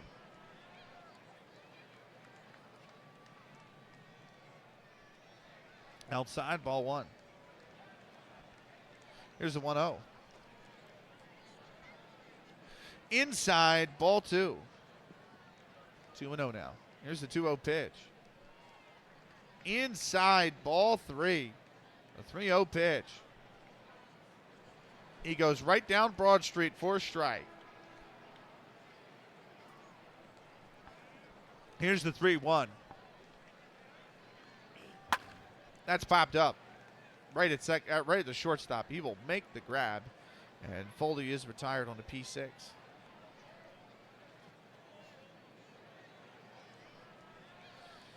Right. Ned Cuthbert, the left fielder, will settle, and he is 2 for 3 with 2 RBIs. First pitch to him.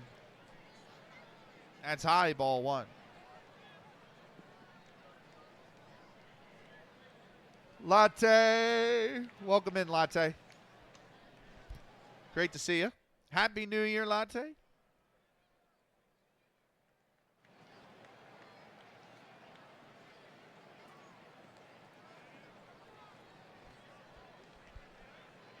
You too, thank you. Here's the first. Here's the 1-0 pitch to Ned Cuthbert. He's popped it. He's flied this into right. Right fielder's there. He makes the grab, and the side is retired. No runs, no hits, nobody left on base. We go top 7th. It's a 7-2 Olympics lead. 2 up first for the Philadelphia Athletics is first baseman Charlie Bierman. He's 0 for 2 so far today. New inning means it's time for a new sponsor.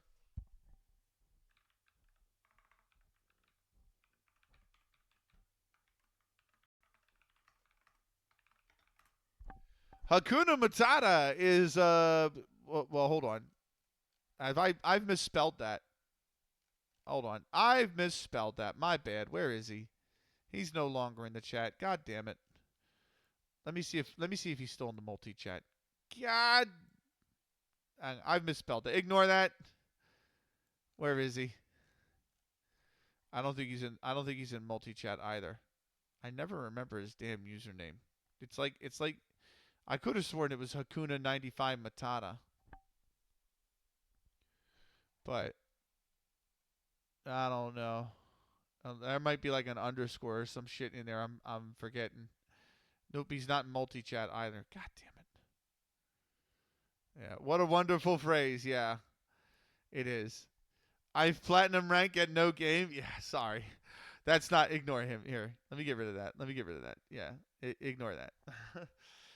Let me see if I can find him on the Sons of Ben Discord, because he is on the Sons of Ben Discord.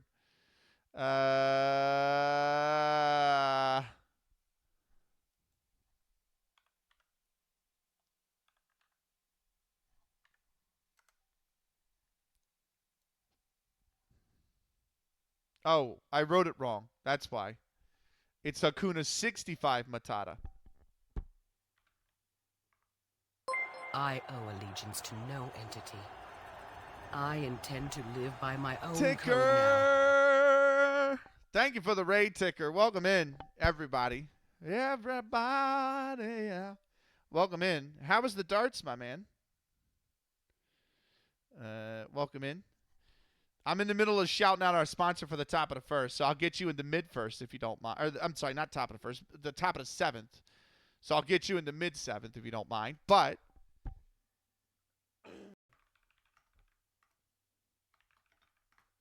there he is, Hakuna Matata. Let me go close your tab, bro. Give him a follow. He's a fellow son of Ben. Plays a lot of Fortnite. Pretty cool, chill dude. My dad actually had a beer with him at one of the playoff games, which was pretty cool. After the game, which was pretty cool. Give him a follow. Hakuna Matata is our sponsor for our 7th inning here today. Welcome into Ticker's community. My name is Ben Akage. We are playing at the Park Baseball. It is the 16th of June, in the year 1871, which is the very first year of professional baseball in the United States. And we have the, it was awesome. Cheers. Working on a few things. So that is always nice, too. Nice, man. Nice. So, yeah, we are in the year 1871. It's the very first year of professional baseball in the United States. Pre-MLB. MLB didn't exist. We are in June. It is the 7-3 Philadelphia Athletics who have traveled to Washington, D.C. to play the 5-7 Washington Olympics. It is a 32-game season. And Philadelphia is a game back in the American League at 7-3. They're trailing the Boston Red Stockings at 8-2. And Washington are 5-7. But all 5 wins from Washington have come at home so far this season. They are on course for another one. Ed Pinkham, who was the third baseman for the Athletics, has made 5 errors in this game. The Athletics have made 7 in total, and Washington have a 7-2 lead. All of these players that you are seeing, Charlie Gold at first base, Al Pratt on the mound, Charlie Bierman in the batter's box, Tom Foley in center field, they are actually real-life players, and they actually played in 1871. Every player in this game is a real-life player who played during this era. So Ed Duffy at second base right here. Yes, he played second base. He might not have played for Washington because we have a draft that started our season instead of, players playing historically on their teams. But every player that comes through this save from here on out will be an historical player who played in the league at that time. Double Benny. Welcome back, Zig. Right. We got Al Pratt on the mound. It's Charlie Bierman who settles in. If you guys have any questions about baseball, feel free to ask. Bierman is 0 for 2 so far today. Here's the first pitch to him, and that is taken for a called strike. It's 0-1. We got a double stream today, by the way, guys. I am live for this game, and then if Mia Makes Music is live by then, I'll raid over to her. But I am going to be on Mia Makes Music's channel at 2:30 p.m. Eastern, 7:30 p.m. British, 8:30 p.m. Central European. We're going to be having a conversation about, personal progression, life goals, 2026 goals, things like that. And then after that, we're going to come back here once that conversation's done, and we're going to play 2 more games at Out of the Park today. So look forward to that. We're going to have Out of the Park all day today. But it will be a split stream. It will be a double stream today. Here's the 0-1. That's off the plate away, 1-1. Now that cooldown's over, let me give you a shout out.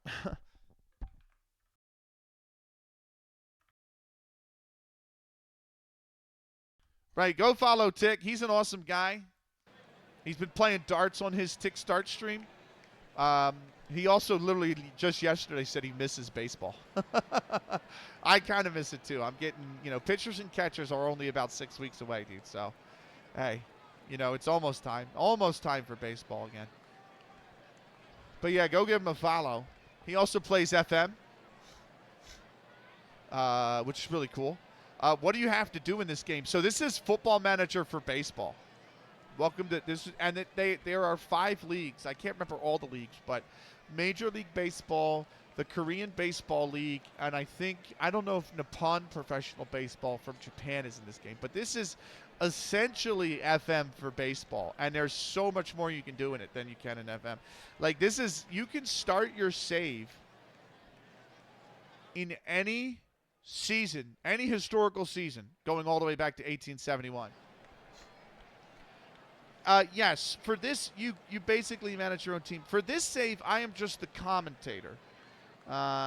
So we're just watching through the seasons. But historically, yes, you manage. There's a franchise mode, which is what you do, like the FM part, where you manage a team.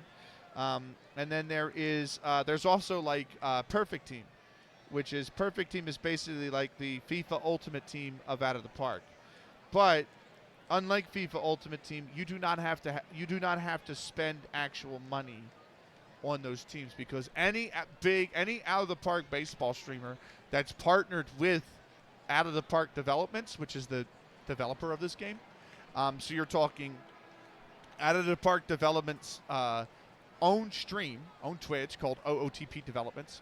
People like Sean Curtis, people like Max LP, people like Dr. Dynastic, people like FKN Kamish LB. They're all partnered with Out of the Park, and they have drops. So if you watch those streams, you get free packs for your perfect team by just watching those streams, which is really cool. I am not partnered with Out of the Park, so I do not have Out of the Park drops on my stream, unfortunately. But yeah, that's what they do. So it is totally possible to play the perfect team for free by just watching Twitches, getting packs, and opening them in the game. I always love creating my own league. Canada, UK, so fun. Yeah, it is a lot of fun. And like I said, you can start your save in any historical season going all the way back to 1871. That's not a mod. That's built into the base game. All of that is built into the base game, which is really cool. They're just waiting for you to finish 1871 season. That'll be coming your way. I just know it. I appreciate it, Kadana. Right.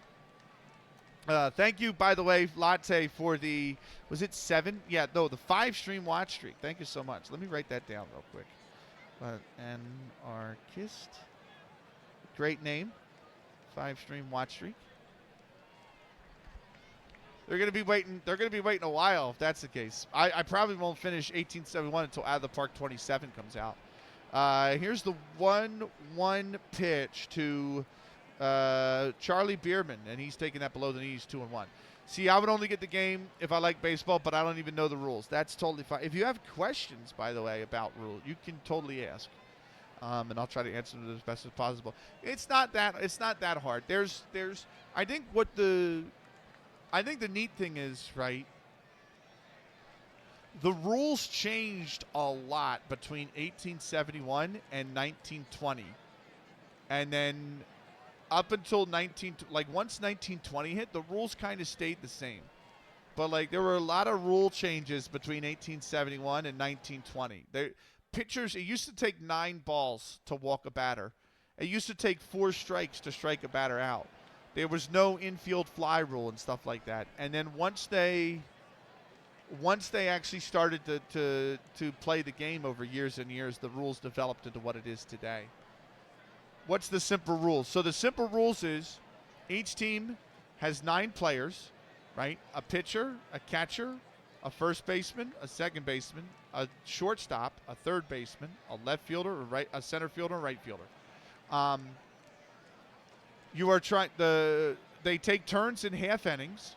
So top of the first, bottom of the first, top of the second, bottom of the second, et cetera, et cetera. And it's just like cricket. You're trying to hit the ball onto the ground in a position where the fielders cannot pick it up and throw it to the base before you reach base.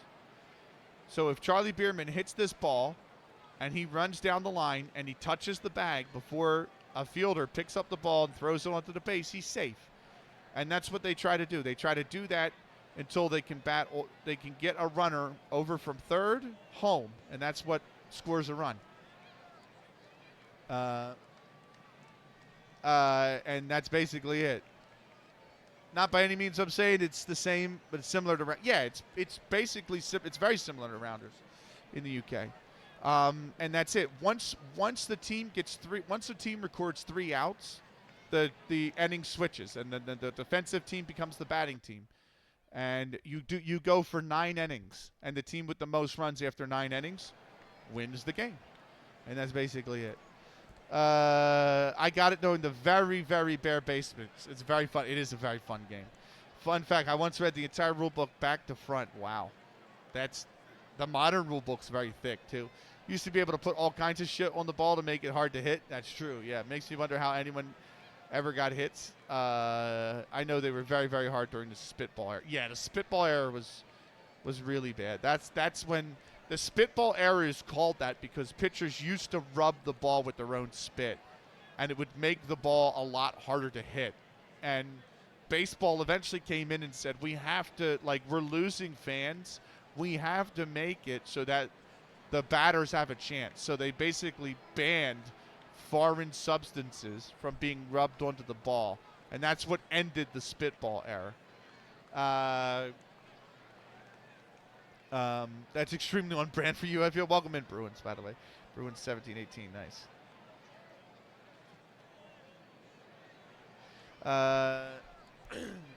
I wanted to be Harry Callis. I was calling 3-4 games a week from the upper deck at the vet. Nice. How you doing, Benny? I'm all right, man. Happy New Year, by the way, everybody. Happy New Year to everyone. Here's the 2-1. Swung on and missed. That's 2-2. So the strike zone for you, by the way, Rob, there's a thing called the strike zone, and it's basically the lower lettering, like the diaphragm on the player, down to the knee.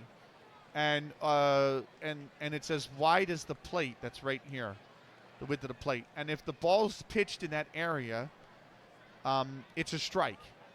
And if the ball is pitched outside of that area, it's a ball. 4 balls, and the batter gets to walk to first for free. 3 strikes, and the batter is out. So, Lurgan here. Happy New Year, bro. Happy New Year, Buck. Welcome in, man.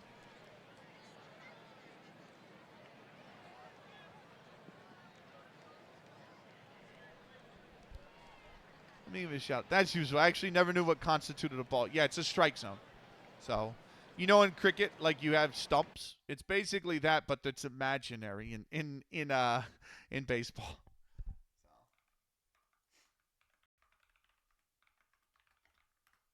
Right. Big shout out to Buck, by the way. He streams FM. He's taking a little bit of a break, but he does stream FM. He loves the lower league save in Europe, so he's a real cool, chill guy to talk to. So give him a follow if you haven't already. Check out Buck. So much easier now that they put up the zone on TV. Yeah, we're getting automated balls and strikes soon, too. Here's the 2-2 pitch. Outside ball 3.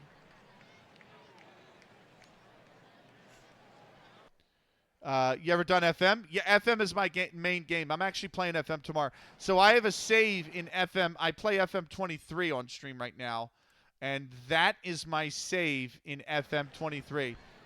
Oh, we do too much FM. Yeah. Welcome in, Pix, by the way. Happy New Year, bro.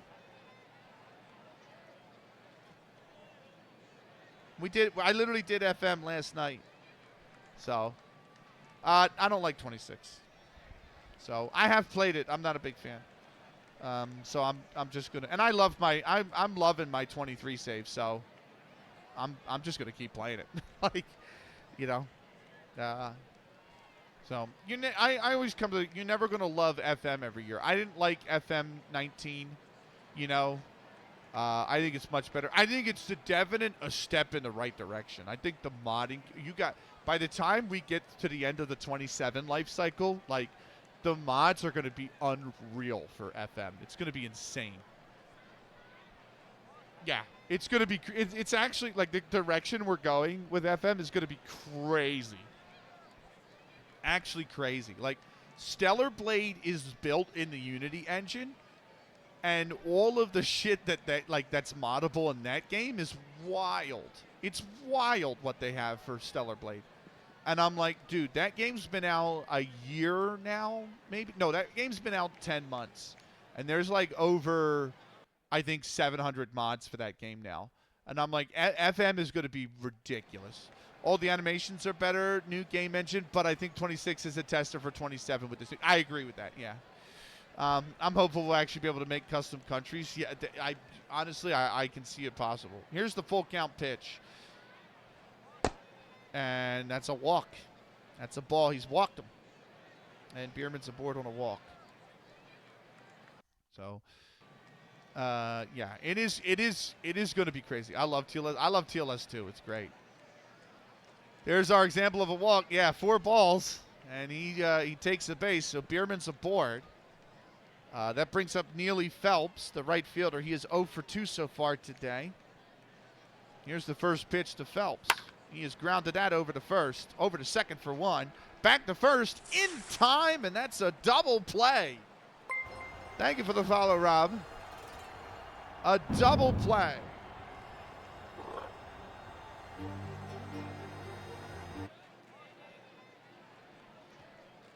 Appreciate you, brother. Thank you. I'm currently doing a Coventry save in the championship. Nice. Some of the dribbling animations are gorgeous in 26. The match engine's a little wonky still because Swanky Pants, who does come by here often, he has a clip when he streamed it where the goalkeeper made a save on a shot from 14 yards, and the shot deflected off the goalkeeper 45 yards upfield to the opposing striker, who then dribbled it the rest of the way and scored. And I'm like, that needs to be fixed. Like, that's the kind of stuff in the match engine they need to fix. Once they seam that kind of crap out, then the match engine's going to be, like, almost perfect. So, I get to the playoff final, but lost against Leicester 2-0, so I have another 40. Oh, God. That's the worst. When you get that close, and then you have to spend a whole other season. I had that with Canada. I had that in Canada, right? What was this? This was a 3-6-3 double play. So DP 3-6-3. And that brings up Bobby Matthews 2 away here in the bottom of the top of the 7, sorry. So my job in TLS, I had to win a Canadian Championship and a Canadian Prem. I joined Pacific in Season 8, halfway through Season 8, right? I won the Canadian Prem that year with them. Season 9, I made the final of the Canadian Championship, but I lost 4-2 to Toronto, and I didn't want to be around Canada anymore. So I was like, do I give it one more season? Do I just go and try to come back later? Because trying to beat MLS sides with the Canadian Premier League team is very hard, because the Canadian Prem has a cap of 11,750 pounds per week, and the MLS has a salary cap of like 125,000 pounds per week. So, like, we were literally 1/10 of the budget of like an MLS side. But I gave the decision to chat. They said try one more season. I said okay, fine, and we actually went out and won it our last season. So,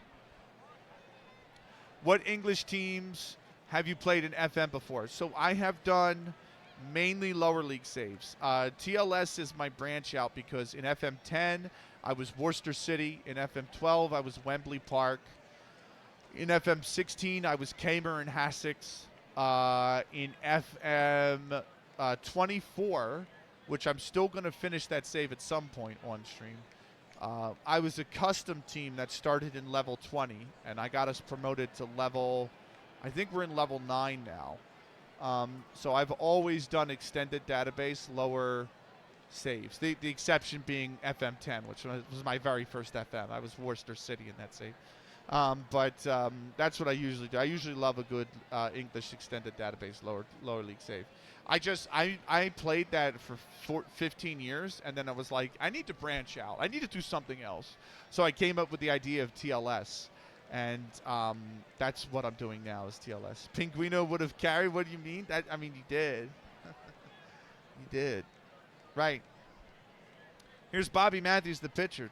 Here's the first pitch to Matthews.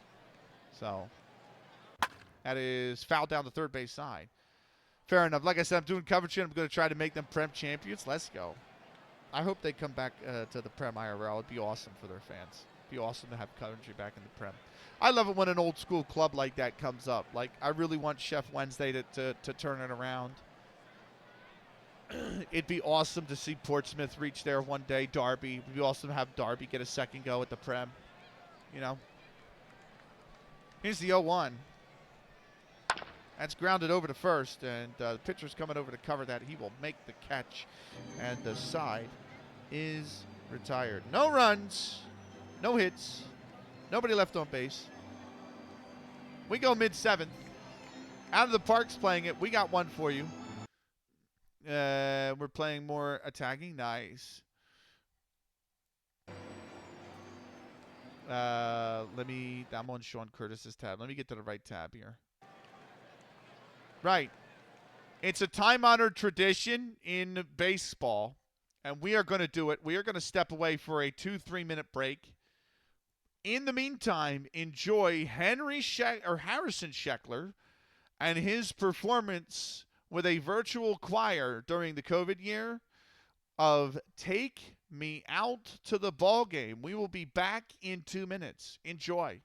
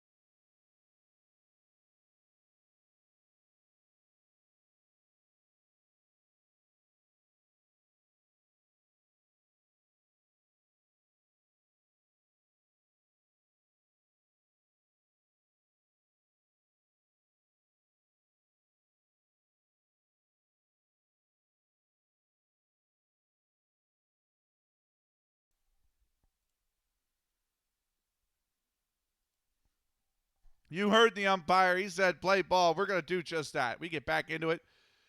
New Year, same old, play ball. You got to love it. Baseball's great. And we are back. It is bottom 7th here in Washington. The Olympics lead by a score of 7-2. If you are new here, by the way, we do play a whole bunch of games on this stream. We play Out of the Park. We play Football Manager. We play the F1 games. We play Action Timenin. We've played PGA Tour before, or PGA 2K25 before. We played Dead or Alive Extreme Venus Vacation. I have Rise of Nations coming up on this stream as well. That I think is set for, that might be Monday's stream actually, is Rise of Nations. But a whole plethora of games. We played Pong Ya, which is like an anime-styled golf game. Pong Ya came out in 2005, so I obviously played PGA Tour 2K25, and then I call Pong Ya PGA Tour 2K5. But no, we played a whole allotment of games on here. It's a lot of fun. We usually chill, and the talking, the chat that we have is usually the main focus of the stream. It's just talking with you guys. Right, Bobby Matthews is on the mound. It'll be John Bass who's due up first. He is 0 for 3 today. We struck out looking his last at bat. Here is, if you guys are seeing me look down, by the way, if you're still here, it's because I have a scorebook. We are actually scoring the game as we play it. So that's why I'm constantly looking down, because I'm constantly writing in the scorebook. Here is the first pitch from Matthews to John Bass. He takes that off the plate away. It's 1-0. Here's the 1-0. Inside, ball 2. 2-0 now. The 2-0 pitch. That is fouled down the third base side, and it'll be 2-1. Here's the 2-1 pitch. Off the plate away. 3-1. It's a hitter's count now. Here's the pitch. Swung on and missed. That's 3-2. The full count. Here's the payoff pitch. He's fouled that into the seats. We'll go again. 3-2. Here's the 3-2. Popped up. This one is drifting foul, and this one will land foul. We'll go again at 3-2. Here's the full count pitch. And he's walked him as John Bass is aboard on an 8-pitch walk. It was too high, ball 4. And the leadoff runner for Washington is aboard here, nobody out. That brings up Charlie Goldie's 1 for 3. Here's the first pitch to Gold. Swung on and missed. That's 0-1. Here's the 0-1 pitch. He's lined this into right at the right fielder, and he's gloved it for the first out of the inning. Bass cannot tag up and go to second, so he remains at first. And John Radcliffe will settle in. He's 0 for 3 so far today. Here's the first pitch to Radcliffe, and that is inside, ball 1. The 1-0. That's a called strike on the outside part of the plate, and it's 1-1. The 1-1 pitch. Swung on and missed. That's 1-2. The 1-2 pitch. Swung on and missed. He struck him out. And Radcliffe's retired.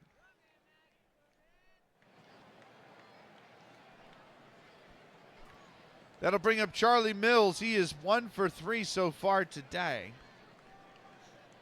Here's the first pitch to Mills. And that's a called strike. It's 0-1.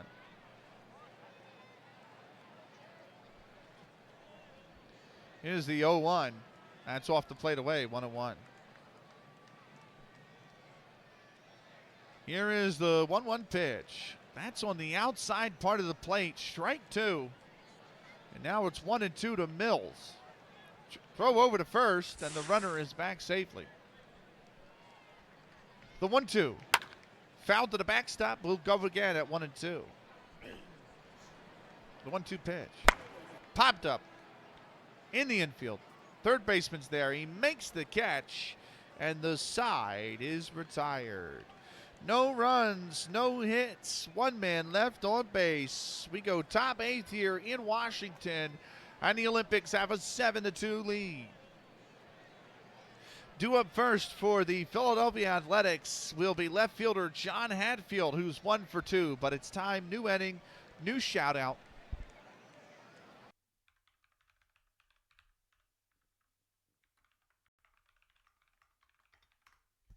Mr. Cellophane is an awesome Philadelphia-based football manager streamer. He's a big fan of the Union like I am. He's also a big Evertonian.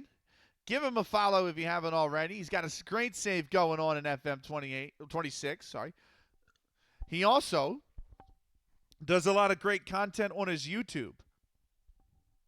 And Cello, if you're here and you want to link your YouTube, feel free to. Just make sure it's the full URL. Please don't make it a shortened link. But which basically means if you're on PC, please link it. But yeah, check him out. Mr. Cellophane is our sponsor for the 3rd inning here today.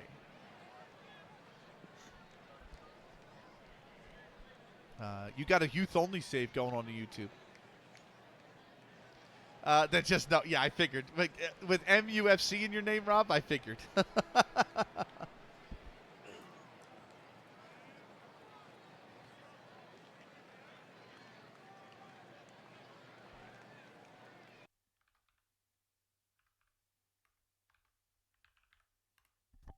Those are the 2 clubs I support, so I don't think you got to worry about me either.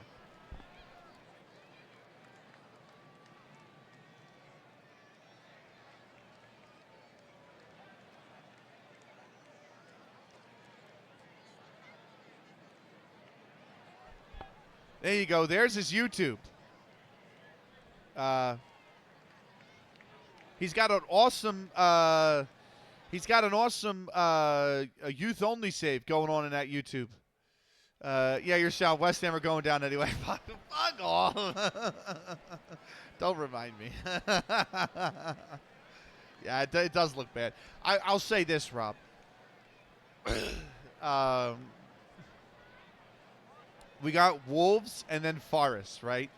If we take 6 points from Wolves and Forest, I think there's a chance. I think there's genuinely a chance if we beat both Wolves and Forest. But if we fail to beat either of those teams, I think it's over. I think it's over. I said if West Ham can find a way to get to 28 points by the end of February, they have a chance. In that time, they have to play Burnley, Bournemouth, Wolves, and Forest. So those are all massive games, and they have to pick up 3 points elsewhere. Now, they did pick up one against Brighton, so that's one of the other 3. But I think if they still pick up another 15 points between now and the end of February, there's an outside chance they can do it. But I do think if they fail to win any of the next 2 games, either against Wolves or against Far, it's over. So tomorrow's episode, we are gunning for securing promotion to the top flight and the club's best ever finish without signing a single player. That's pretty amazing, actually. I swear it down, if you beat Wolves and we couldn't, that's mental. I said to my friend that we will be the only team till the end of the season who's given them a point. Wow. I don't have anything against Wolves, but I do want to see them beat the record. Like, I want to see them finish with less points than Derby did. Right. Top 8th. It's John Hatfield on the mound. It's John Hatfield, in the batter's box. Here's the first pitch from Mal Pratt. And he's flied that into left. Right at the left fielder, basically, and that is the first out of the inning.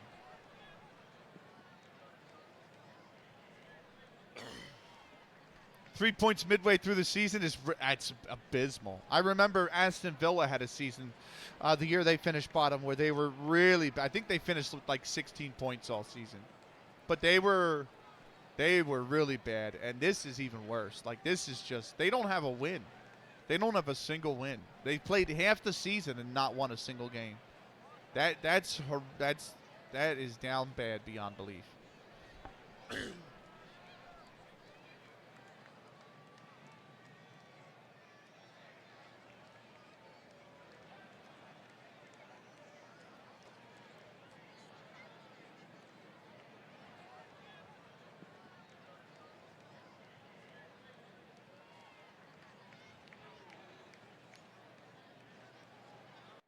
Sorry.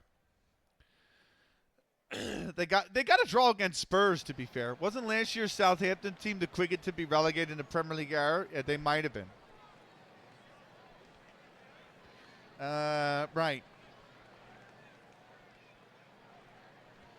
Here's the first pitch to Scott Hastings, who was 0 for 2 today. And it's grounded over to short. The throw on to first. It's a bad throw. It is a bad throw. It's an error on the shortstop, so E6 is the scoring decision. Hastings gets the first, and John Bass has his 3rd error of the game.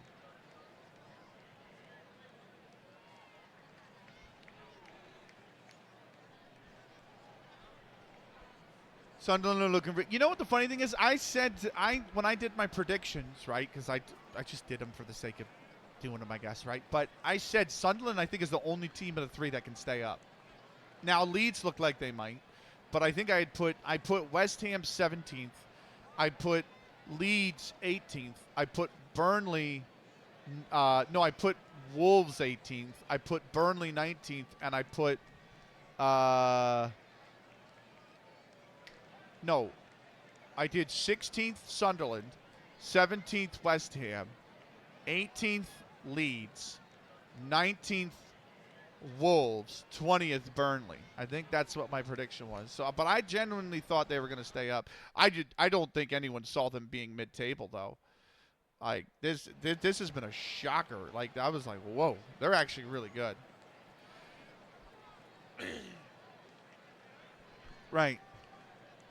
Tom York settles in. He's 0 for 2 so far today. Here we go. That's his first pitch, and that is a called strike at the knees. It's 0-1. We are 50-50 this season. Much better than last, but we've had chances to go top 4, but it seems like we are allergic to it. It's all right. We're allergic to clean sheets. We really should have held on against Brighton. We really should. We led the game twice. You got to pick up the 3 points when you do that. Here's a throw over the first. Runners back safely. Here's the 0-1 pitch. That's high and away for a ball. 1-1. The throw over the first. The runners back safely. Here's the 1-1. That is popped up. Third baseman's coming in for it. He grabs it, and that is going to be the second out of the inning. P6. Were Brighton even playing well? Because it didn't seem like it. They were all over us the last 30 minutes. They really were all over us the last 30 minutes. If they win against City and they are in the European places, yeah, but they came into the West Ham game like 12th. That's how crazy that it's so insane, the mid-table this season. It's so insane.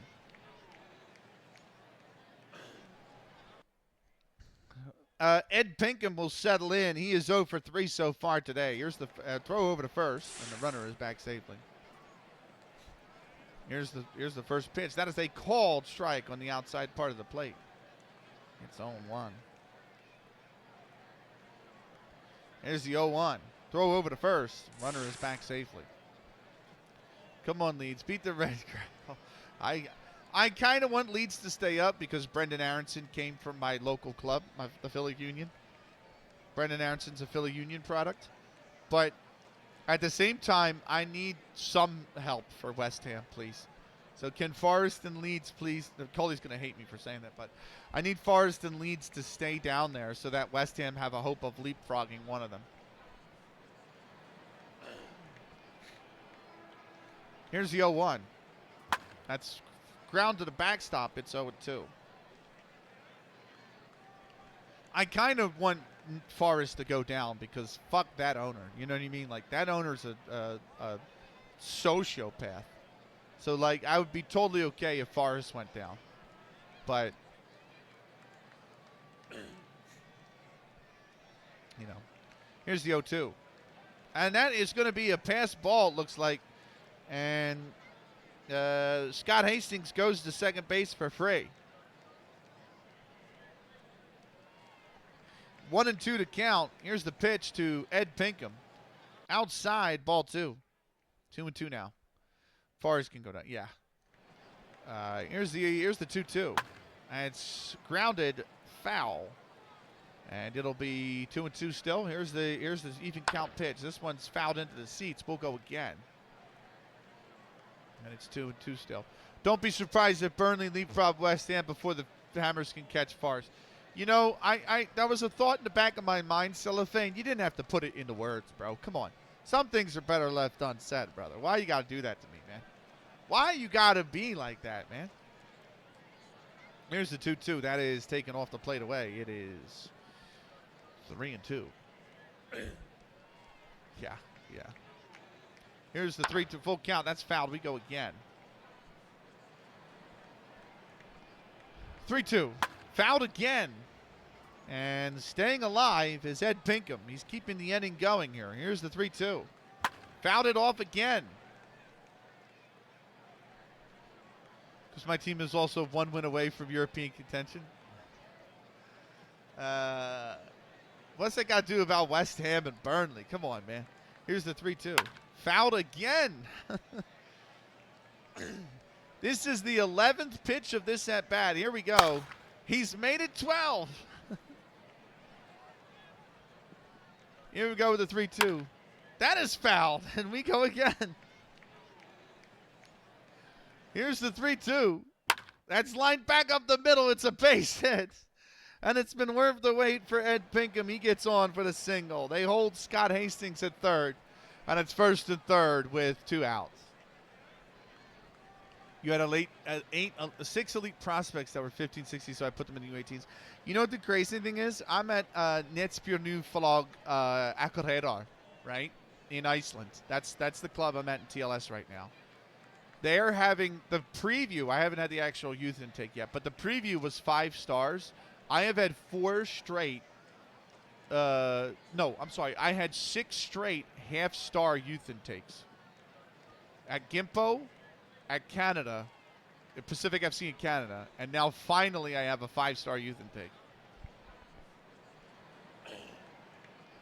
Here's Dickie Pierce.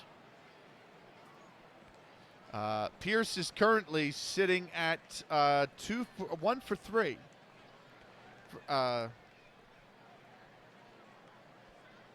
Here's the first pitch from Pratt. And that's taken for a called strike. It's 0-1. Here's the 0-1. Check swing. They look at first. Umpire says he didn't go. It's 1-1. Here's the 1-1. That's grounded foul. It'll be 1-2. The 1-2. Grounded over to third. The throw on to second is in time, and the side is retired. No runs on 1 hit, and they leave 2 aboard. We go bottom 8th here in Washington.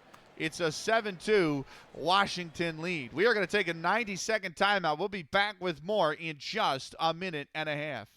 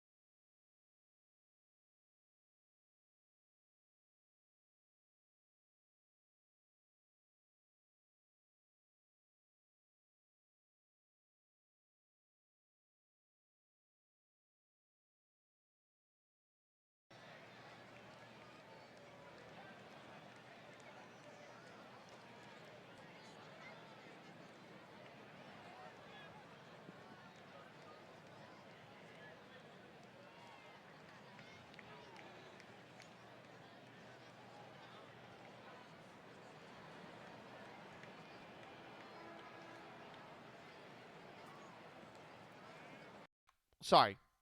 I read out Mr. Cellophane's thing where he says, I got a goalkeeper who's just slightly worse than my starter on paper, so I decided to just throw him in at 16 years old. Sold the starter, and he's about to win in our second promotion in 3 years, and he's still a teenager. That's crazy. So the MLS thing, Rob, it's not an MLS thing. It's an America's thing. That's just how football is on this side of the world. Canadian Prem uses playoffs. MLS uses playoffs. Liga MX uses playoffs. Colombia uses playoffs. Argentina's second division uses playoffs. Like that playoffs is just an America's thing. It's not really an MLS. That's just how the football is on this side of the world, really.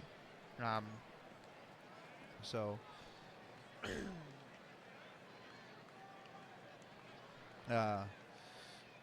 I mean, that's just what works here. I don't know how else to say it. That's just what gets fans in seats and fans watching the TV over here. You know. Yeah, it's just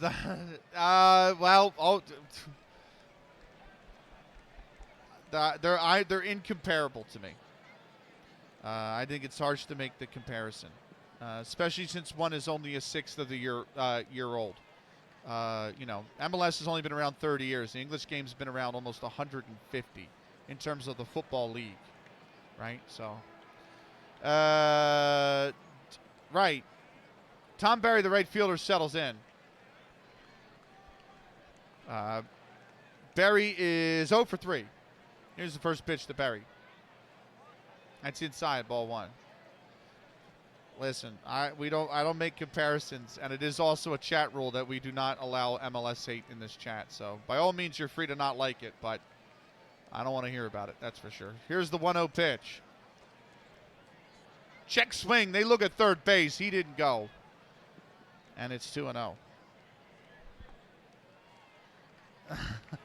Nice one. Okay. All right. Here's the 2-0. Swung on and missed. That's 2-1.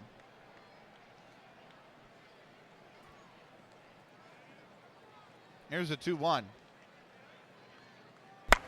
That's a pop-up in foul territory. Third baseman's over. He makes the grab. And that is the first out of the inning.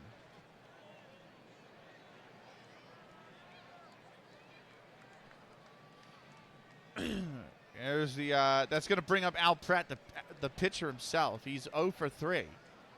Here's the first pitch.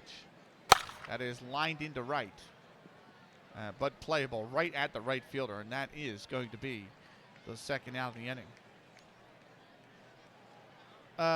Something happened. I disappeared for dinner. I don't think so. Oh, I got to give a shout out to Picks, by the way.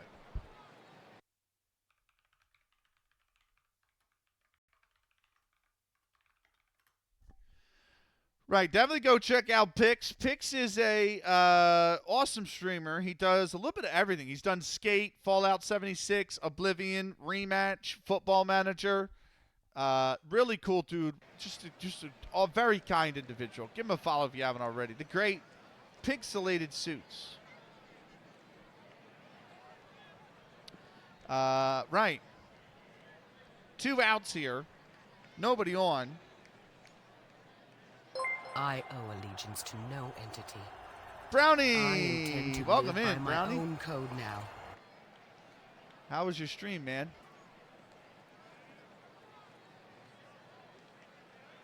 Thank you for the raid.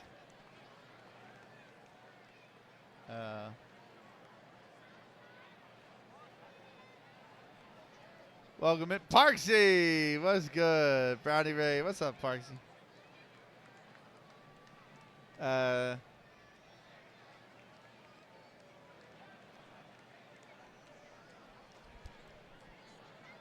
Stream was good, thanks. Won a double and moved on to the next job. Let's fucking go. Right. I got to close Sean's tab because he just rated Out of the Park Developments. And now I got to find your tab, and I got to close your tab as well. There we go. Thank you for the raid, man. Welcome in, everybody. We're playing some Out of the Park baseball. We are in the bottom 8th here in Washington. Washington leading Philadelphia 7-2. The year is 1871. It's the 16th of June. Philadelphia are 7-3. They're a game back of the Boston Red Stockings. Washington are 5-7. So technically treble, but we don't count the super. Yeah, I never count that stuff. It's even excluded in the TLS save, you know? Right. We got Ed Duffy on the mount. The shout-outs are on cooldown for a minute here, Brownie. So, and we're almost done the 8th. So let me get you in the 9th here. That is lined right at the. That's foul. That's going to be foul. So it's 0-1. Here's the 0-1 pitch to Ed Duffy. And that's below the knees, 1-1. I actually might be able to get you now.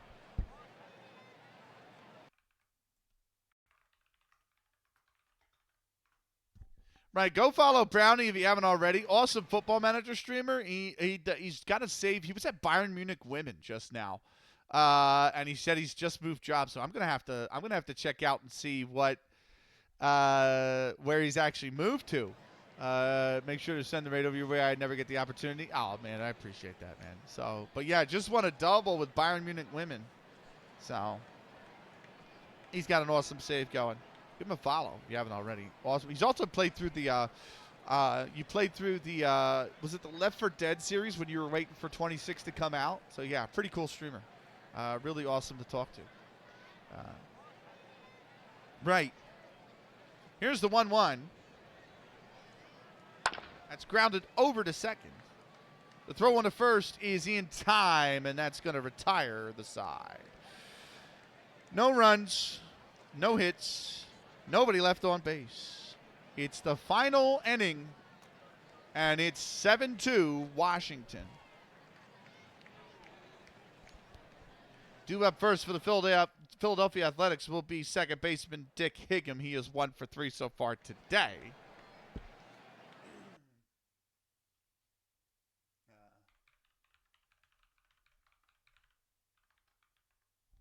Right. Now for our sponsor for the 9th inning, which is on cooldown again. Should be good, though.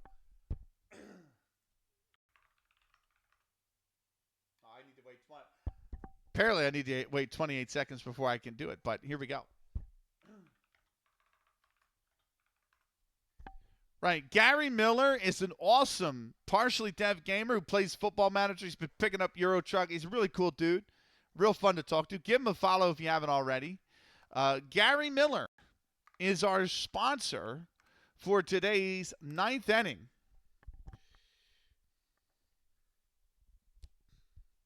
Right. Dick Higham settling in. Al Pratt on the mound still for Washington. Here's the first pitch from Pratt. Swung on and missed. That's 0-1. Here's the 0-1 pitch.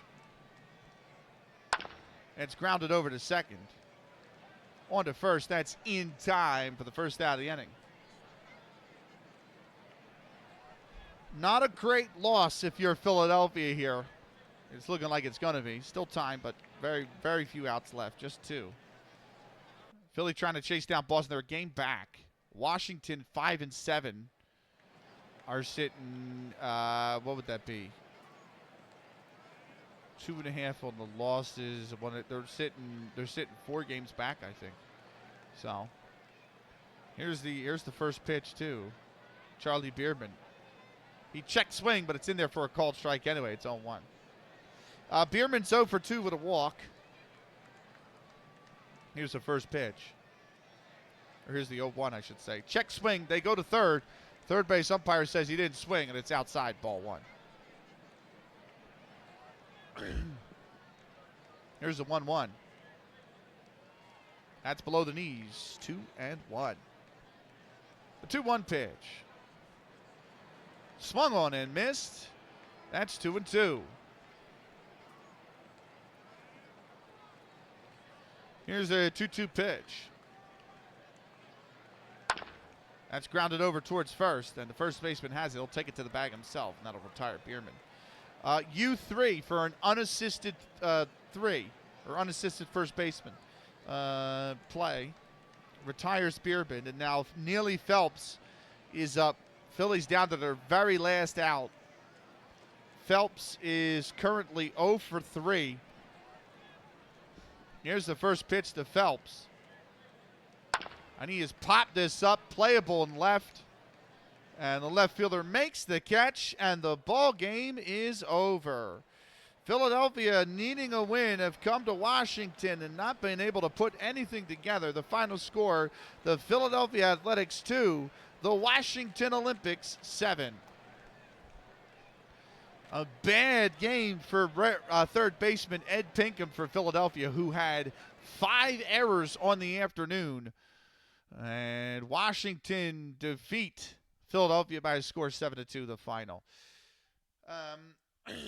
Let's go over the batting statistics for each team. But before we do that,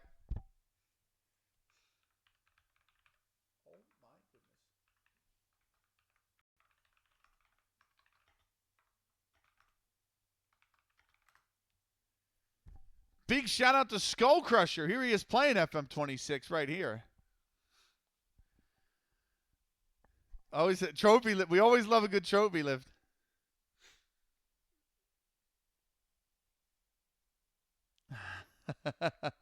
Go give him a follow. He's in FM26 stream. He does some other stuff. Supermarket Together, Rocket League, Rainbow Six Siege, Call of Duty Warzone. Real cool streamer. Real awesome guy. Give the Irishman a follow. Skull Crusher is our sponsor for the post-game show.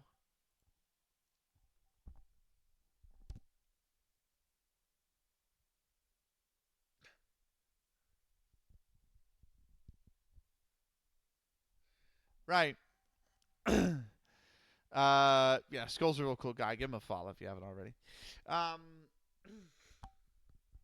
Right. Let's go over the batting statistics for the visiting Philadelphia Athletics. Here's where we're going to lose everybody who doesn't know baseball. John Hatfield had 4 at-bats. He had 1 hit. It was a double. He scored 1 run. Scott Hastings had 3 at-bats. He did not score a hit. He had a sacrifice bunt, and he committed a fielding error. Tom York had 3 at-bats. He did not have a hit. He had a base on balls. Ed Pinkham had 4 at-bats. He got 1 hit. He scored 1 run, and that hit. That's it. He also made 5 fielding errors. Dickie Pierce. He had 3 at-bats. 1 hit. It was a double. He also had a sac bunt, and he had a fielding error. Dick Hagum had 4 at-bats. He only had 1 hit.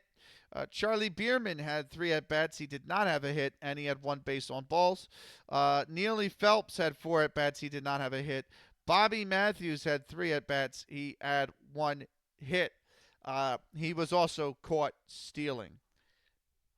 Total at-bats for the Philadelphia Athletics, 10, 14, 17, 21, 24, 28, 31. Two runs were scored.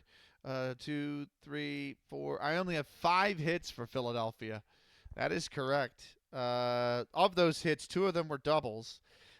They also had 2 base on balls, no strikeouts, no stolen bases, 2 sacrifice plays, no RBIs, and I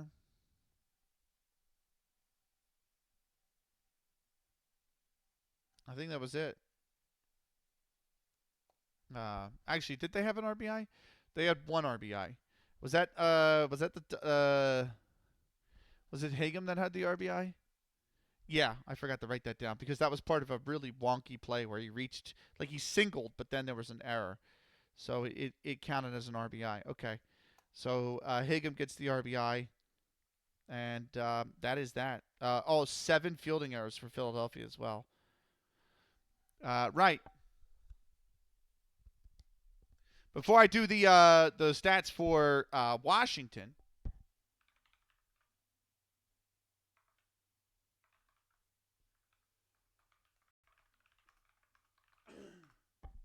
go give Parksy a follow. He's a really cool streamer. He does Football Manager. He also does some other games like Fall Guys, which is usually a lot of fun. It's usually pure chaos to watch as well.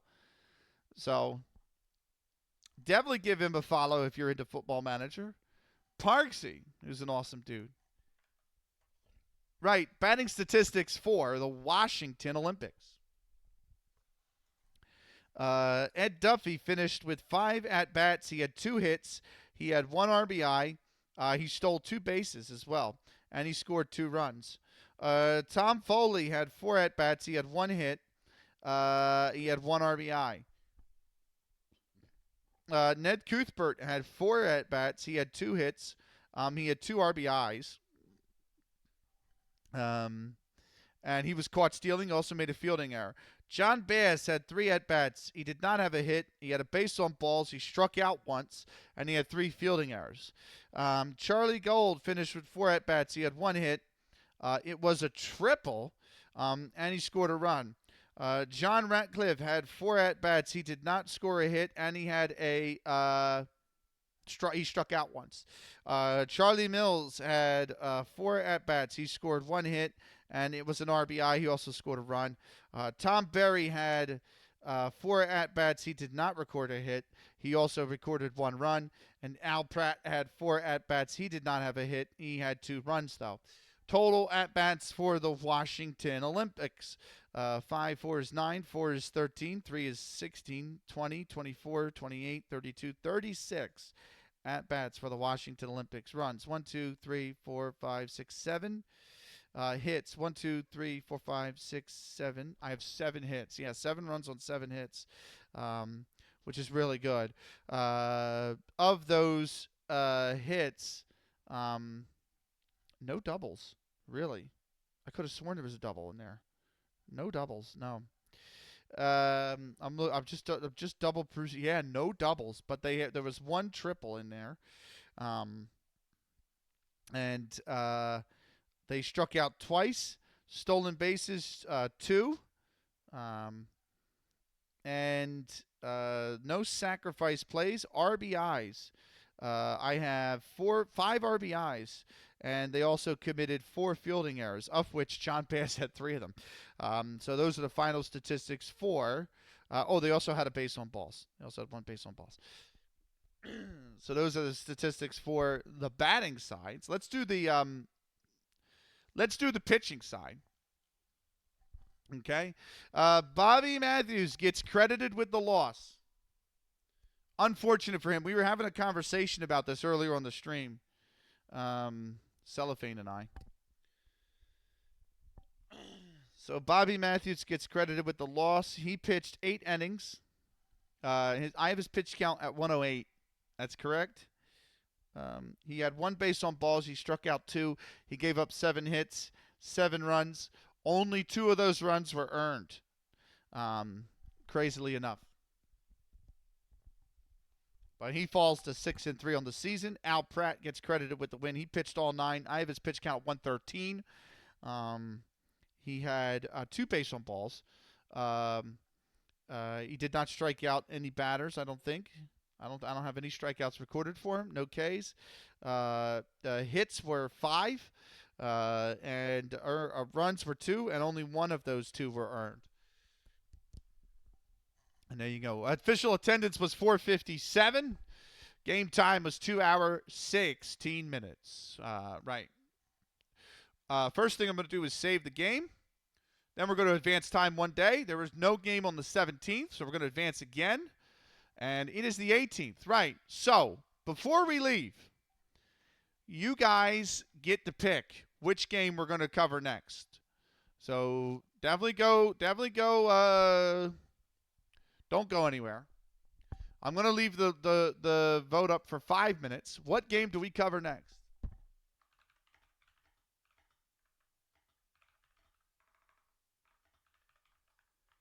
Your first choice is 6-3 Chicago at 7-4 Philly.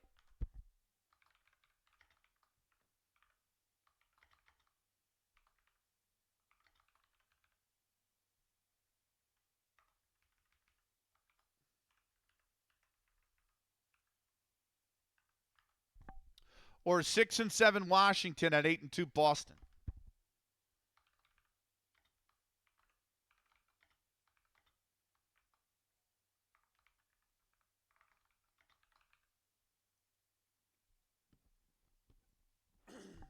Whatever you guys vote, we will cover later today. We're actually going to cover it later today. So look forward to that. It is a split stream today, but there you go. That is, the poll is up, and it's up for 5 minutes. So give it a look over if you haven't already, and give it a vote. We'll reveal the results in 5 minutes time, just less than 5 minutes time now. Let's go over the standings while you guys vote. So the next game will be the 18th of June, 1871. The standings are as this. Boston Red Stockings still 8-2, still top of the American League. Philadelphia Athletics fall game and a half back with the loss to Washington. They are now 7-4. Cleveland Forest Cities are sitting 2.5 games back. They are 6-5. Washington Olympics are sitting at 6-7, 3.5 games back. Welcome in, Viva. You caught us right at the end, my man. Put sticker on my sweater for it. I have an opinion. Nice. So...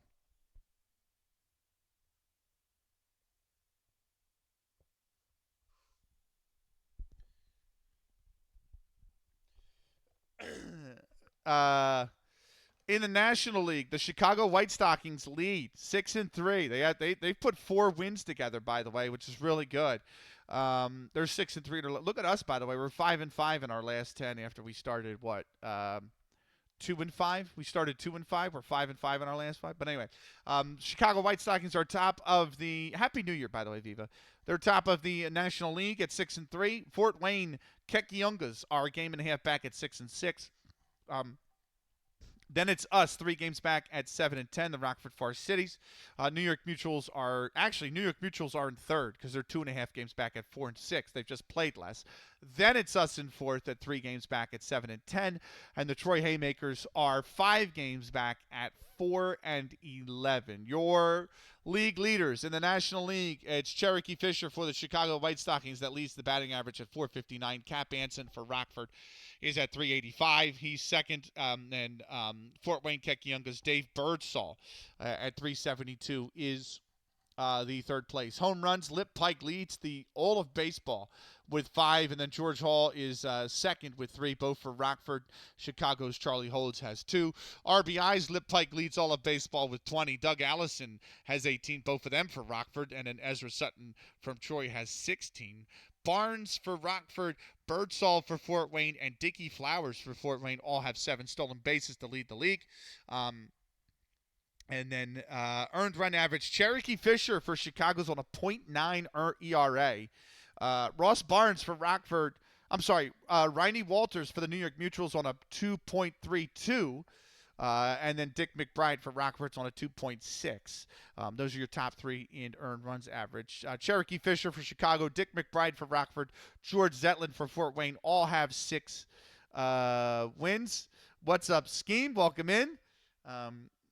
So they're tied. Strikeout leaders is Harry Wright for Troy in 12, George Zetlin for Fort Wayne at 11, and then Dick McBride for Rockford on 10.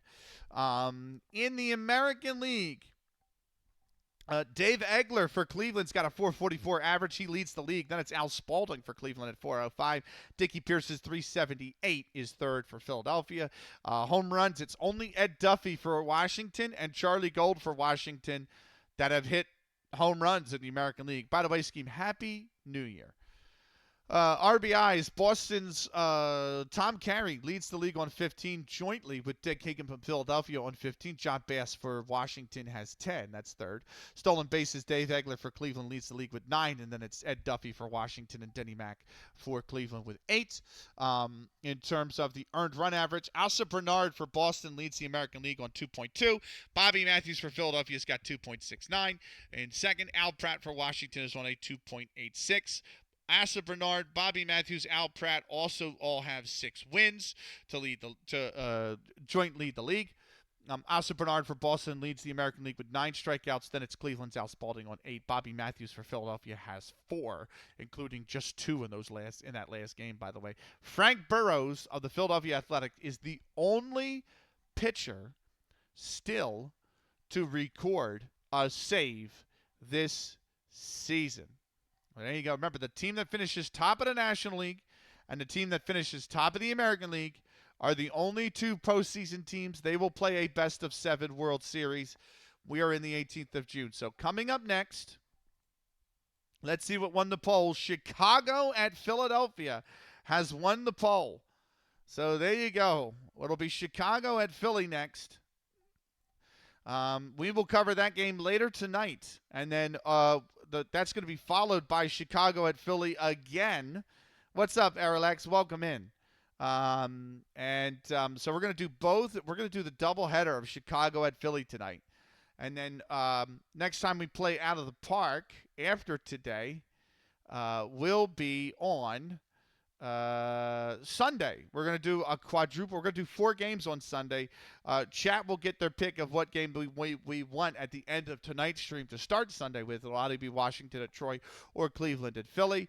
Second game on Sunday will be Rockford at Troy. Third game on Sunday will be Chat's pick between Boston and Troy and Washington and Cleveland. And then we will finish Sunday with Rockford at Fort Wayne. So 4 games on Sunday. Look forward to that. Right.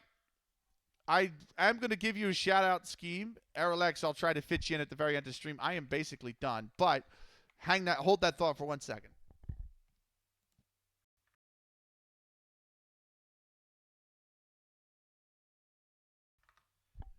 Right, if you guys aren't following Scheme, here he is playing FM 26. Oh. I said the same thing last night, Scheme. And I'm playing FM 23, bro. And I'm playing FM 23, and I said the same thing last night, bro. If you guys weren't here for that cup semifinal loss, like, bro, I just blew a tire there. The guy, no, he did, yeah. It's like that song, Woo, Wipe Out. Right. If you're on YouTube, this is the end of the recording. Thank you so much for watching. We'll see you back here for Chicago at Philly next. Until then, take care.